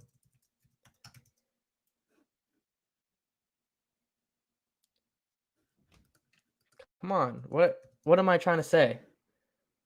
Some people have been arguing about Ezekiel Elliott. Ezekiel Elliott's been going crazy on Twitter, how people are putting him outside their top 10s, and he's saying he's top 5, whatever the situation be. People are saying he runs through the amazing offense of Dallas Cowboys, the amazing offensive line. People have said that about so many running backs. But if there's one player you can't say that about, is Mixon. Joe Mixon does not run through a great offensive line. And there's a lot of guys, the 49ers running back, can't think of his name right now. People said that about him. I mean, there's many players you can bring it up upon. If it's true or not, or whatever side you're on, you cannot say that about Joe Mixon. I mean, if you go watch his highlights on YouTube, most of his plays are breaking tackles from the backfield. Plays that basically were wrapped up in the backfield, or a play that should have been a -3, -5 loss, and he somehow gets away some elusive play and heads for the first down. So when you talk contract, you can say in Mixon's case, hey man, it's 110% me. No matter what offense line you put out there, it's been me. In other guys' cases, you can argue, hey man, we have a top 5 offensive line. We're paying them a lot of money, so we got to pay you less. So I agree, Luke. I think AJ has the best season of his career this year, gets his retirement contract, and then starts to take it easy. Maybe hand over the number 1 spot to Boyd in the next year or two. I hope not. I hope AJ Green has a good year. But if AJ Green has his best year, then slows down, which he'll probably do. He'll probably end up slowing down these next few years. If he has his best year, he's going to get the best money. And that's just going to... obviously, you want to lock up your best players, but you want to lock them up in their prime, not to the retirement home. You know what I mean? Not saying I don't want AJ Green to have a fantastic year. I want AJ Green to ball out. But if he balls out this season, gets another $16, $18 million contract salary next 3-4 years, then he starts slowing down, 800, 700 yards, whatever it may be. Not saying that's going to happen, but maybe get injured again because he's been injury prone these past few years. It's only going to get harder as he ages. You know what I mean, man? I want him. I want him to ball out. And obviously, Tyler Boyd, the spot is there. T. Higgins, the spot is there. If Tyler wants to stay in the slot or whatever it may be, there's guys that come up. There's definitely guys that will come up and take that spot from him eventually when he's ready. So that's a bold prediction. I mean, I've seen a lot of people saying he could be one of the comeback player of the year talks. People always talk about comeback player of the year, who it is, whatever. I've seen a lot of talks about, AJ Green being the guy.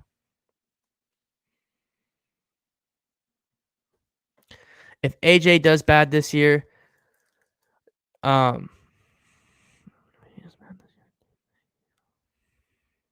I think you're trying to say if he does bad that he is getting old. Oh, no, you're trying to say if he does bad, he's on an expiring contract. Took me a second. No, not necessarily. I feel like no matter what type of season he has, the Bengals will give him an offer unless it's like week 1 ACL tear out for the season. Then that's really awkward and really hard to pay the guy because that's like, wow. Like if he's injured over 10 or more games, he probably won't return. But even if he either one has a slow year or two, minor injuries, I do think the Bengals will offer him. I just don't think it'll be anything in the double digits, nothing more than $10 million a salary.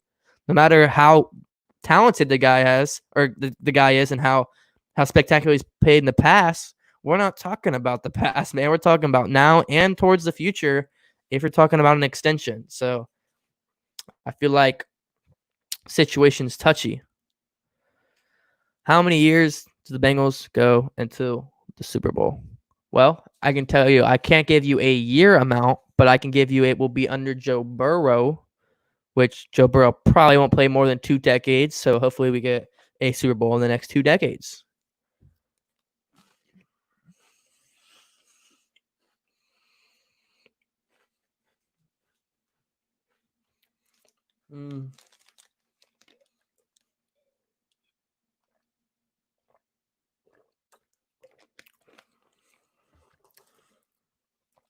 Baby Yoda said, "Why did you become a Bengals fan?" Well, born and raised in the tri-state.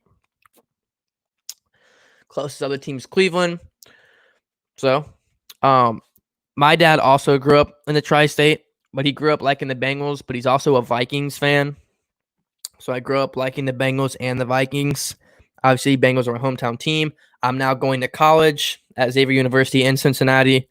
I'm going into sports broadcasting, so I kind of have a choice but represent the sports in the tri-state. And I grew up in Cincinnati in Northern Kentucky, so what other team to support than the Bengals? I grew up, liking the Vikings as well. Adrian Peterson, favorite player growing up, whatever my situation may be, because of my dad. But grew up in Cincinnati. Also baseball. Baseball is very spotchy with the Reds since I've been a kid. It's, same thing with the football. Yeah, we got a couple playoff experiences. But yeah, just growing up here in Cincinnati, and I was just downtown today. I was literally at Paul Brown Stadium today, like outside of it. So yeah, growing up in the tri-state, man, it's kind of hard. I feel like if you grow up in Cincinnati or the tri-state, you either become a Steelers fan or a Bengals fan, because I deal with people all the time. So are you from Pittsburgh? Oh, no, I'm from Cincinnati. What?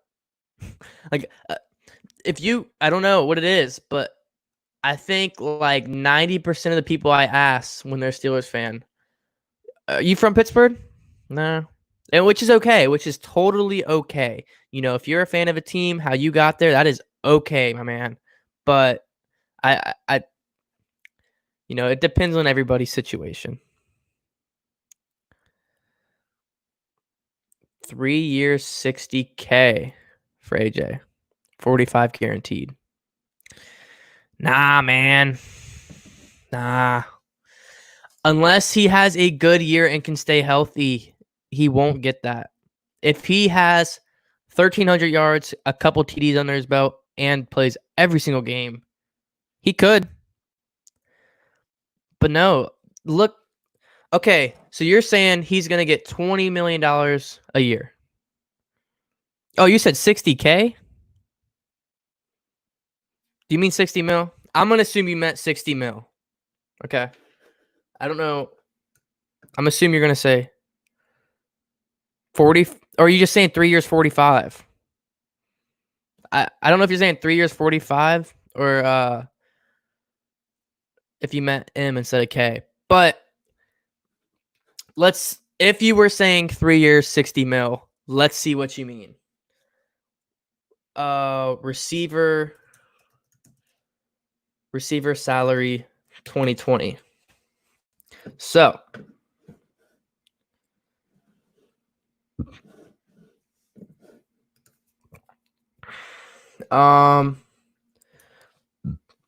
it's loading. So I'm going to go to the highest paid receivers in the NFL. And we're going to see where, so yeah, 60 mil. Okay. So let's see, what players are getting paid that type of money. And we'll put AJ Green in there. AJ Green, obviously a top 10 receiver in the league. But is he going to stay up there over the next 3 years? So if I can find something. So right now, the highest paid wide receiver is Julio Jones, $22 million in salary.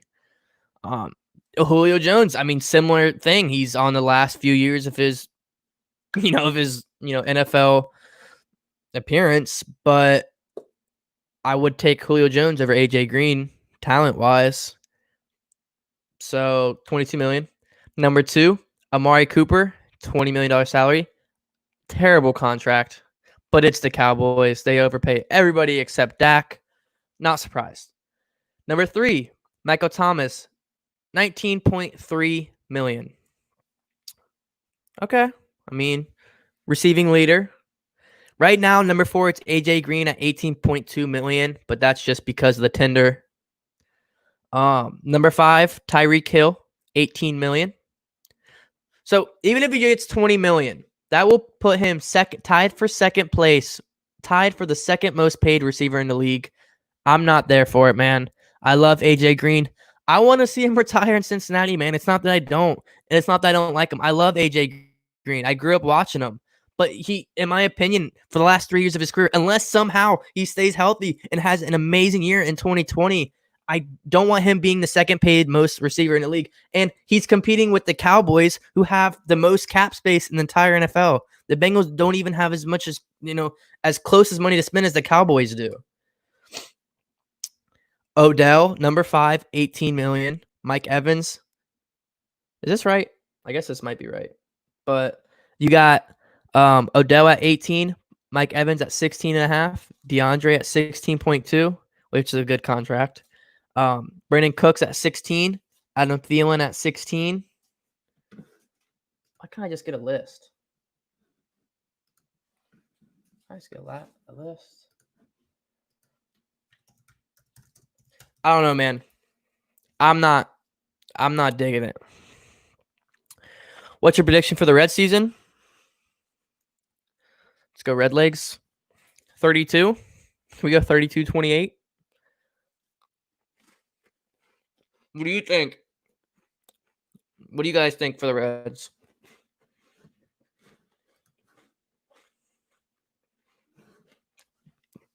$35, $40, $35, $40, $35, $40, $35, $40, $35, $40, $38. You guys let me know what you think about the Reds. Julio Jones, 22, Amari Cooper, 20, Michael Thomas, 18, Tyreek Hill, 18, Odell, 18, Mike Evans, 16.5, Brandon Cook, 16.2, DeAndre, 16, Adam Thielen, 16, Jarvis Landry, 15. I keep saying, depending on how he pays out, 10 to 12 million. That would put him. Tyler Boyd's getting paid $10.7 million in salary. Keep that in mind. Emmanuel Sanders is getting paid 12. Larry Fitzgerald's getting 11.5. Alshon Jeffrey, 13. Allen Robinson, 14. Stephon Diggs, 14. Devontae, 14.5. I don't know, man. We'll see. We got to see how it plays. He might get 20 million, though. I'm not saying you're wrong, diehard. You could be right. If Higgins has a good year, how does this affect AJ re-signing with the Bengals? It won't. He's on his rookie contract. The only thing that affects AJ and his contract is AJ. It does. If Higgins plays good, it's Boyd plays good. They're locked up. Like that's not going to affect AJ. The only thing that's affecting AJ is his health and how he plays on the field.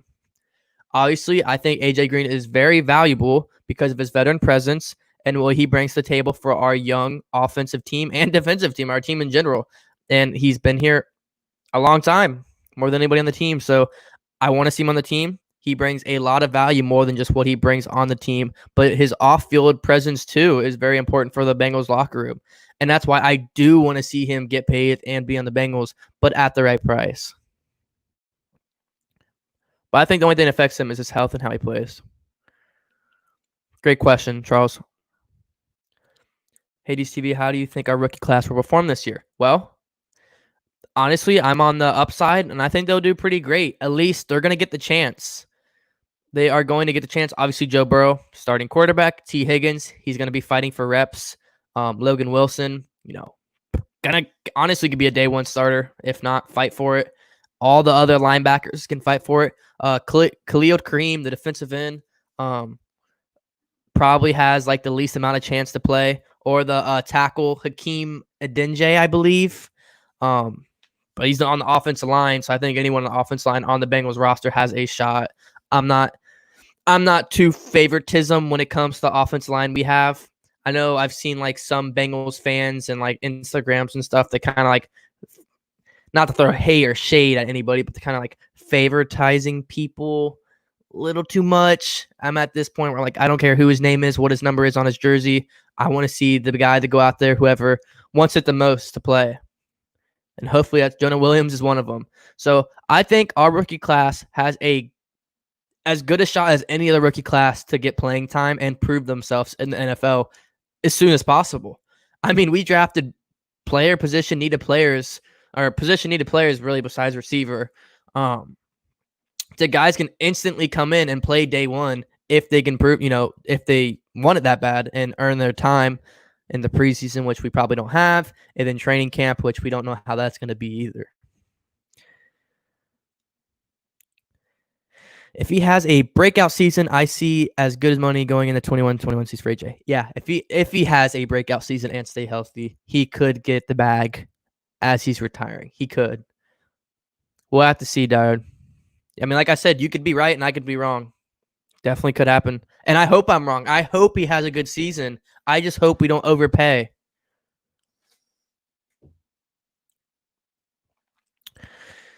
This is a good question. I ask myself all this, I ask myself this all the time. And then I remember we're in Cincinnati. We're a baseball town. We're a baseball city. Right? Right? That's what national media thinks. We're football. We don't win. We don't win playoff games. Haven't won them since I've before I was born. You know what I mean? 20 years, whatever. It's like 24 years, something like that. That's why. The Bengals have nothing to show. Carson Palmer, had some good guys come up. Chad Johnson, he was funny. Had some cool celebrations. He got, penalized a lot. Oh, they had T.O. too at some point. That's cool, I guess. What I'm trying to say is there's nothing flashy if you're not from Cincinnati, and there hasn't been for a long time. Marvin Lewis, why is Marvin Lewis is still coaching? AJ Green, cool. You know what I mean? So, one, as outsiders, we're represented as a baseball city. So, hopefully the Reds can do something, and maybe people will think a little bit more. Two, we haven't won. We've won to get in the playoffs. We've won regular season games, but no postseason success, and that's everything for national media. I mean, every year, because the Bengals don't win in the postseason, one, they usually don't rank them to get into the postseason, and two, if they even rank the Bengals to get into the postseason or make the postseason, nobody's getting them to win. They say, oh, Bengals made it, divisional. Oh, that's a loss. Oh, they made wild card. That's a loss. They just mark us off. So they just kind of think Bengals. The Bengals. It's the Steelers division. It's the Ravens division. Joe Flacco, Big Ben, Andy Dalton. Yeah. But now we got Joe Burrow. That's all going to change. Nothing flashy. No flashy quarterback. No superstar quarterback. Mediocre roster. Below mediocre coach. In the past, I'm not saying right now. I'm not saying for this roster. I'm saying for the past roster. That is what the national media thinks. Nothing flashy. No Patrick Mahomes. No Russell Wilson. Previous years, no Cam Newton. No Drew Brees. No Aaron Rodgers side throws. You know what I mean? No Christian McCaffrey. No Sean Lee. Do you see what I'm saying? And I don't believe any of this. I'm just telling you this is what the national media believes. I ask myself this question all the time as a content creator for the Cincinnati sports, including the Bengals. And as I am signed to a network, the FanToFan Network, which you can follow below in the description, I represent Cincinnati Bengals. And I'm going up against guys who have 40,000 plus subscribers for the Seahawks. I am going up against guys who have 100,000 plus subscribers for other teams across the league. I'm the Cincinnati guy, but I love it.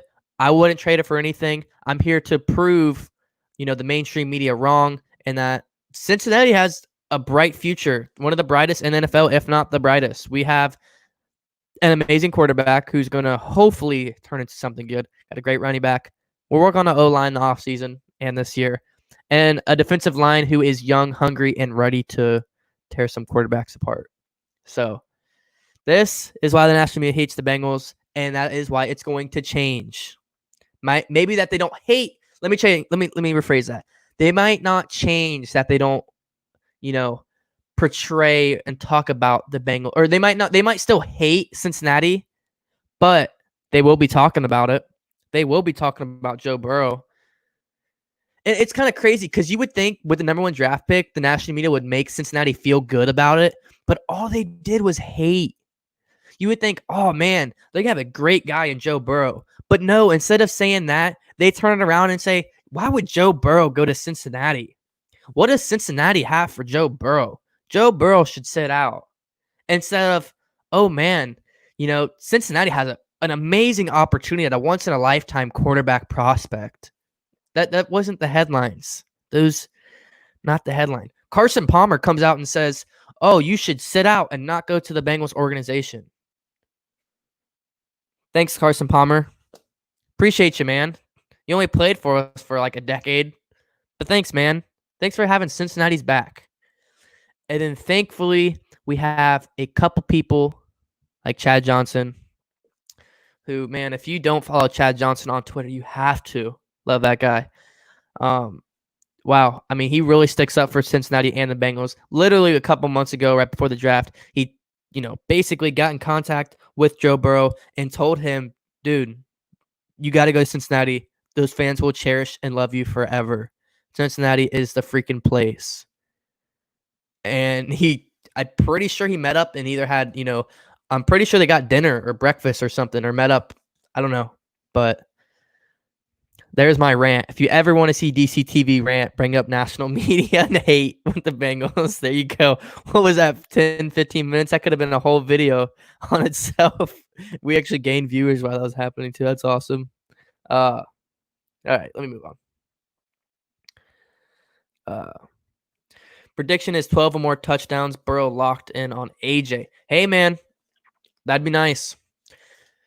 I don't know if the touchdowns are going to be just one guy because, look, man, yeah, AJ Green, T. Higgins, Auden Tate. There's not a guy under like 6'4" right there. Like, those are some big guys right there. You got Uzama. And obviously you got Tyler Boyd. But I'm just talking about physique size.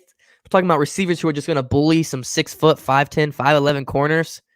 AJ Green, T. Higgins, and Auden Tate. And if you have seen Auden Tate's physique, oh, it's so motivating. If I'm ever unmotivated and I got to hit the gym, just look up photos of Auden Tate training.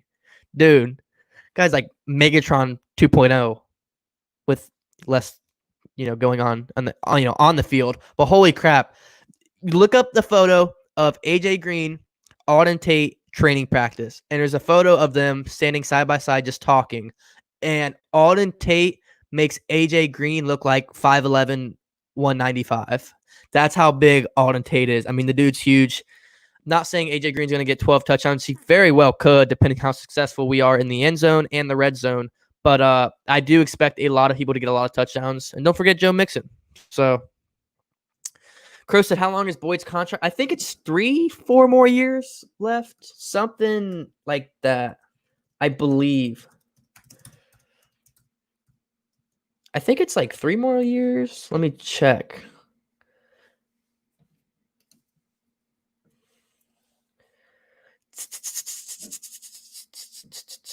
So he is locked up till 2023. So yeah, 3 more years. And it's a pretty fair contract with how he's turning out to be. Pretty fair. $43 million. Average salary, $10.7 million. Not bad. As long as he stays healthy, keeps producing, I'm not mad at that contract at all. So 2024, this will put him till he's 30? Is that what I'm seeing? So when he is a free agent, he will be 30 years old. Good contract. Good job to the Cincinnati office to pull that one off. He's turned into a hell of a player. Dude. Luke said, do you think there's a high chance of AJ getting hurt?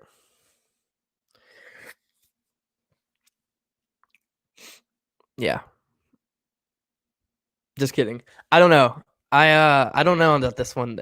It depends. I mean, if you watch the live stream that was on Twitter, you saw that he came out and said he feels healthier than ever. He's been working out, a lot of training. He seems very positive on, which obviously any guy's going to go on there and not be negative after getting paid that much money and continue with the franchise. But he was live on Twitter. You got to take his word. That's all you can do as a fan is take their word and, expect them to, go in with their word. And his word was he's healthy. He's ready to go. Healthier than ever. Strong. Let's go. So obviously players, once they get injured and as they're aging, there's definitely more of a chance for them to get re-injured. So there is a chance, but we got to take his word. And right now he's saying he's ready to go. Offensive line prediction, Jonah Williams, Michael Jordan, Trey Hopkins, Xavier, Fred Johnson. Okay. Look, man, I say this all the time. I'm going to say it again. I don't care whose name it is. I don't care whose number. I want the guy who's going to go out there, who's going to work his butt, the hardest, the hungriest of them all. And hopefully someone that will get along with, Joe Burrow. So he hopes that, if he gives up a sack and he goes, Joe Burrow's on the ground getting up and he has to go pick him up for the next play, hopefully he'll feel bad about it because Joe Burrow's our future. So, I mean, you're probably right, but I don't care who it is, man. I just hope it's the right choice. First stream I made. Cool. Thank you for joining the stream, man. Thank you for joining the stream. And if you haven't already, hit that like button. Let's get a little like spike going and hit the subscribe button. # road to 2K. Appreciate you joining the stream. I'll take a couple more, guys.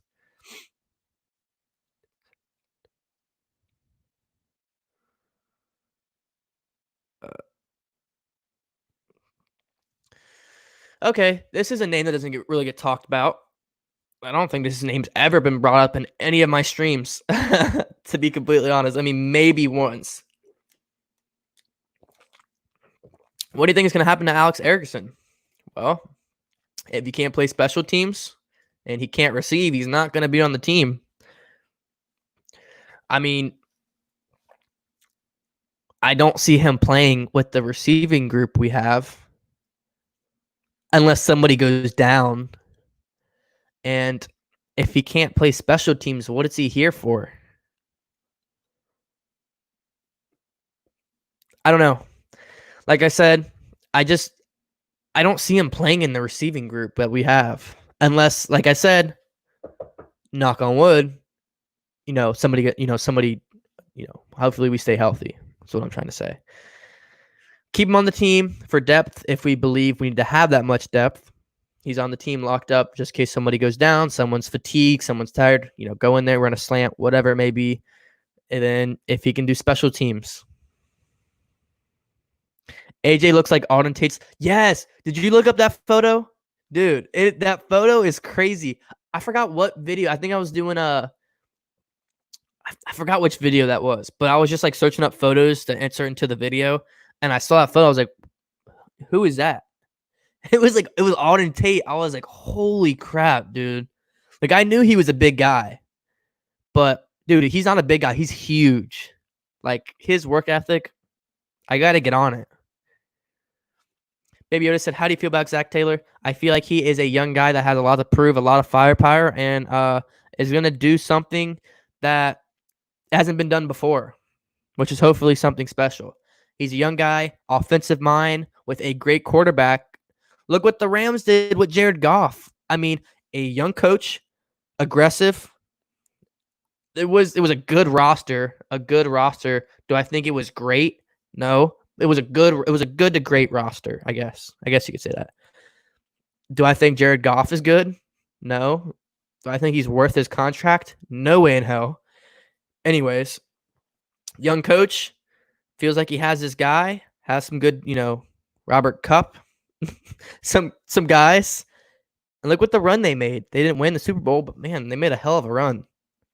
Don't you think Zach Taylor could do something like that in the next few years? I sure do. Hopefully we just don't get ugly jerseys like the Rams ended up doing and kind of rebranding. That was kind of ugly. Baker had so much pub media at the number one, then Burrow's given no respect. I totally agree with you, man. Like I would just went on that rant about. You would think, even though the Bengals have faced a lot of diversity and adversity when it comes to national media, you would think, maybe, hey, number one pick, show him some love a little bit. Turn it around. New young coach, up and ready. It's going to be a fun draft. No, like national media made Bengals fans rage. Like made us hate national media even more. Like if someone were to ever come to me, be like, Drew, why are you so rough on the national media? Like, I'm from Cincinnati, and they'd probably understand. Because, like, man, it was just kind of depressing, man. Like, so much hype.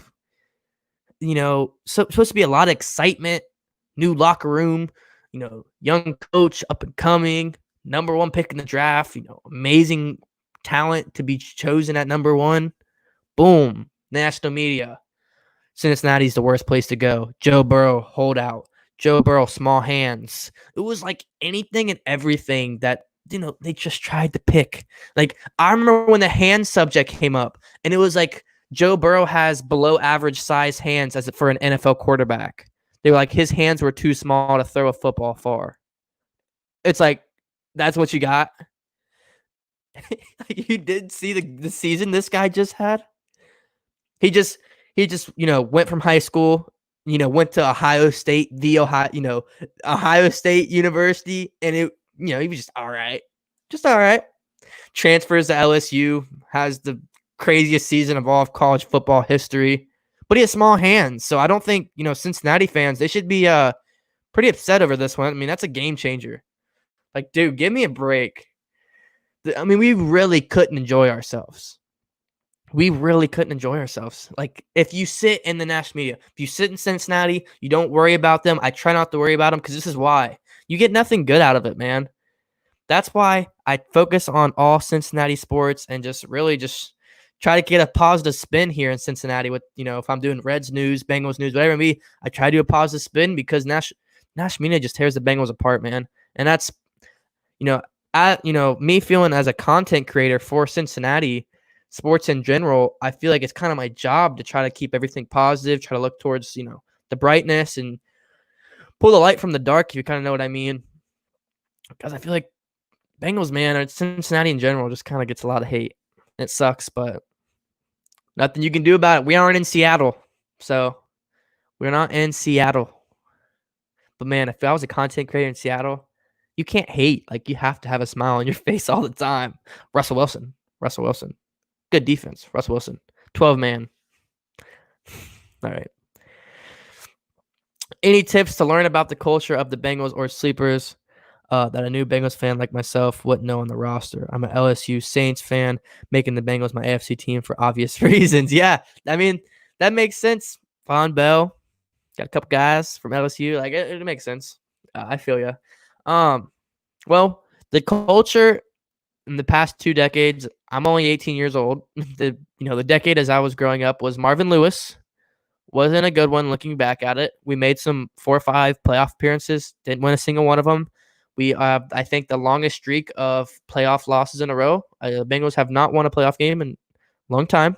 But we put all that aside here in Cincinnati. We have Zach Taylor, who is into his second year of coaching. He's, I believe, the second youngest coach in the NFL. He is an offensive-minded coach, so we are all believing him and Joe Burrow will kind of what the Rams did with a below-average quarterback who Joe Burrow is better than Jared Goff. He's better than him. I will argue that any day. Anyways, so we have an offensive-minded coach. We have an all-time quarterback talent, hopefully, and Joe Mixon. Joe Mixon's good. I don't know how you feel about Joe Mixon and his, college days, his past, whatever. Joe Mixon's a heck of a player who will probably get a contract here this season. Offensive line, you should know our offensive line isn't great. You already probably know that. Offensive line isn't great, but we drafted last year, first round draft pick, Jonah Williams, left tackle. Didn't play a single snap last year in his rookie season because of injury, but he is back and ready and healthy this season. Defense, top 10 to top 5 defensive line in the NFL in 2020. Geno Atkins, Carlos Dunlap, DJ Reader, Carl Lawson, Sam Hubbard. Monster D-line. Linebacking crew, a lot of talent, but very young. Very young. Half of our linebacking crew is probably going to be what we just drafted from. So look at our draft picks, Logan Wilson and other guys. Who's probably going to shape our defensive linebacking crew for majority of the playing time this season in 2020. And then our monster duo-headed safety duo, which is going to be slept on. If everything's slept on here in Cincinnati, majority of it, the time. Once we get into the season, they're going to be like, oh, wow, this is a nice duo here in Cincinnati for the safety duo. We got Von Bell, who I'm sure you love. I love. Watched a lot of his playing. Guys, seems very energetic and fun to watch, and that's what this defense needed. And then Jesse Bates, who, not sure if you know of, he's a sleeper across the league. Only in his third year. He's only 24 years old or something like that. He's a freaking beast, and the guy's going to make a Pro Bowl in 2020. That's about all I have for you. I mean, that's probably a good rundown. Got any questions for me, man? I mean, that's probably sums up the Cincinnati situation, pretty good. But we are 2 hours in. I'll probably take a few more questions here, and I might have to wrap this one up here, guys. The stream's been over 2 hours long, so I appreciate every single one of you. Make sure you guys are hitting that like button, hitting the sub button, hitting the bell, and staying active. Tuesdays and Saturdays at noon, I post, and then whenever I can stream. I didn't get a video up today, so I decided to stream for you guys. So I'll take a couple more questions / observations, and I'll have to wrap this one up. What do you think for us to get respect we had in 2015? Well, Joe Burrow's going to have to pan out. And I kind of, do that with Zach Taylor. Joe Burrow, Zach Taylor, I kind of collide together, kind of like, I guess you could say Tom Brady and New England, Bill Belichick.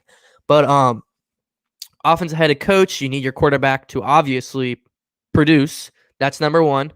Plus, you have a receiving core who is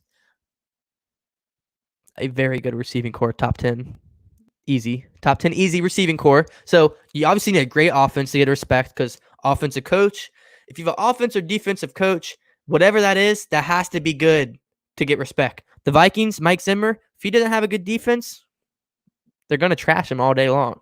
He's going to be on the hot seat. So obviously a good offense. And what did we have 2015 in that defense? Let's think. We had the nastiest / gritty defense. I mean, guys who were willing to die on the field, literally, just to get a turnover. These young guys hopefully have some grit in them because we need that defense. I mean, it was a mean defense. It wasn't the most talented, very talented, but not the most. But man, those guys are ready to hit and tear people apart. And that's what we need, man. We need a defense that's willing to step up turnovers. We just need a mean defense, man. I know our offense is going to be great, but if these young guys can turn out to what the people are expecting to be, 2015, man. I don't know. I don't think we'll ever have a similar team than we did in 2015 because, Fontes, Burbank, and, things like that. But I think we need a gritty defense and an offense that scores a lot of points. But even then, we might get respect, but that doesn't mean they can like us. Like I always say, you don't have to like me, but you have to respect me. That might be how Cincinnati, turns out. They still might hate on Cincinnati, but you're going to have to respect them. If you don't like Kansas City, you don't have to like Kansas City, but you have to respect Patrick Mahomes. You know what I mean? You have to respect the guy. So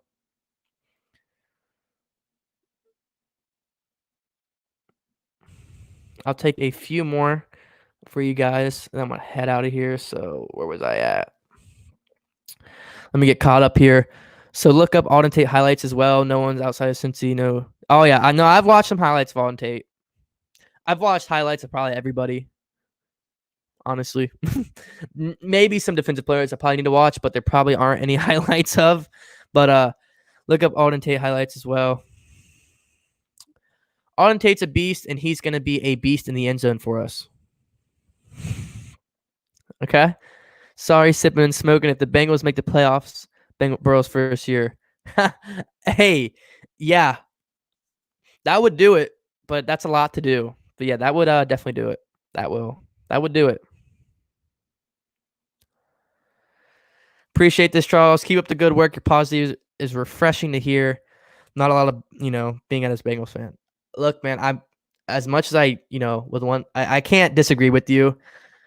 Me starting up this YouTube and trying to represent Cincinnati, man, that was kind of one of my big things because growing up in Cincinnati, going here, elementary school, junior high, high school, now going to college here, Bengals fans, a lot of them, there's really not a middle, man. There's the diehard, I love, basically you guys, majority of you guys, the diehard Bengals fans, win or lose, I'm there. And then there's the guys like, we lose week 1, they're like, oh, throw in the towel, season's over. You know what I mean? So there is definitely a lot of negativity, and there has been for a while in Cincinnati. A long time. I mean, as long as I could probably been alive. A lot of negativity.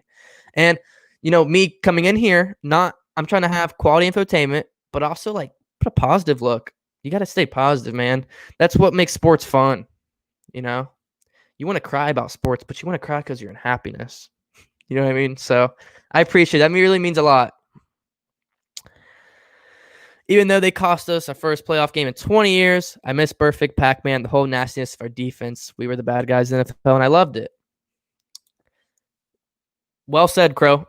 I mean, you took the words right out my mouth. Pac-Man was mean. Perfect was killing people, giving them CTE. I mean, we were the bad guys, and it was dope. It was cool, man. Like you can hate on us, but we're good.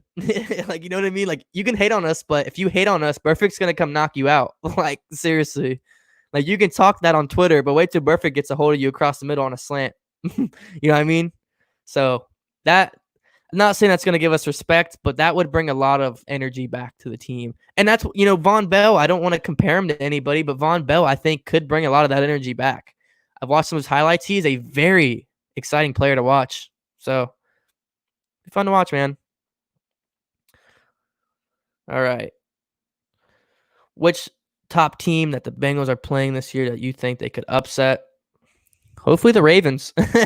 Like, I'm going to stick in our division and hopefully say the Ravens, man. Hopefully we can lock down Lamar Jackson, but the odds are stacked up against us with our young linebacking crew, man. Our linebackers, they want to play a hard game. Wait till they have Lamar Jackson. And look, I'm at least honest when I'm up here. I try not to be biased. I'm going to be biased sometimes, but Lamar Jackson's a man among boys, and he made us look like that last year. Hopefully he doesn't this year, but those guys are going to have a fun week against Lamar Jackson. But I really appreciate every single one of you that's joined the stream today. If you're watching live or if you're watching, post production. This stream was over 2 hours. I am back better than ever. If you guys are new around here, make sure you hit that subscribe button, hit the bell so you're updated on all my videos. I post every Tuesday and Saturday at noon, all YouTube content, and then any free time I'll hop on live stream and just talk to Cincinnati and talk sports with you guys. So I really appreciate every single one of you. Keep smashing that like button, everything, keep supporting, and I will have more and more and more content. And let's get excited, guys. I mean, Who Day, right? Let's get those Who Days going because, man, the season's approaching. It's coming quick. Joe Burrow is in Cincinnati. Joe Burrow is in Cincinnati as of today.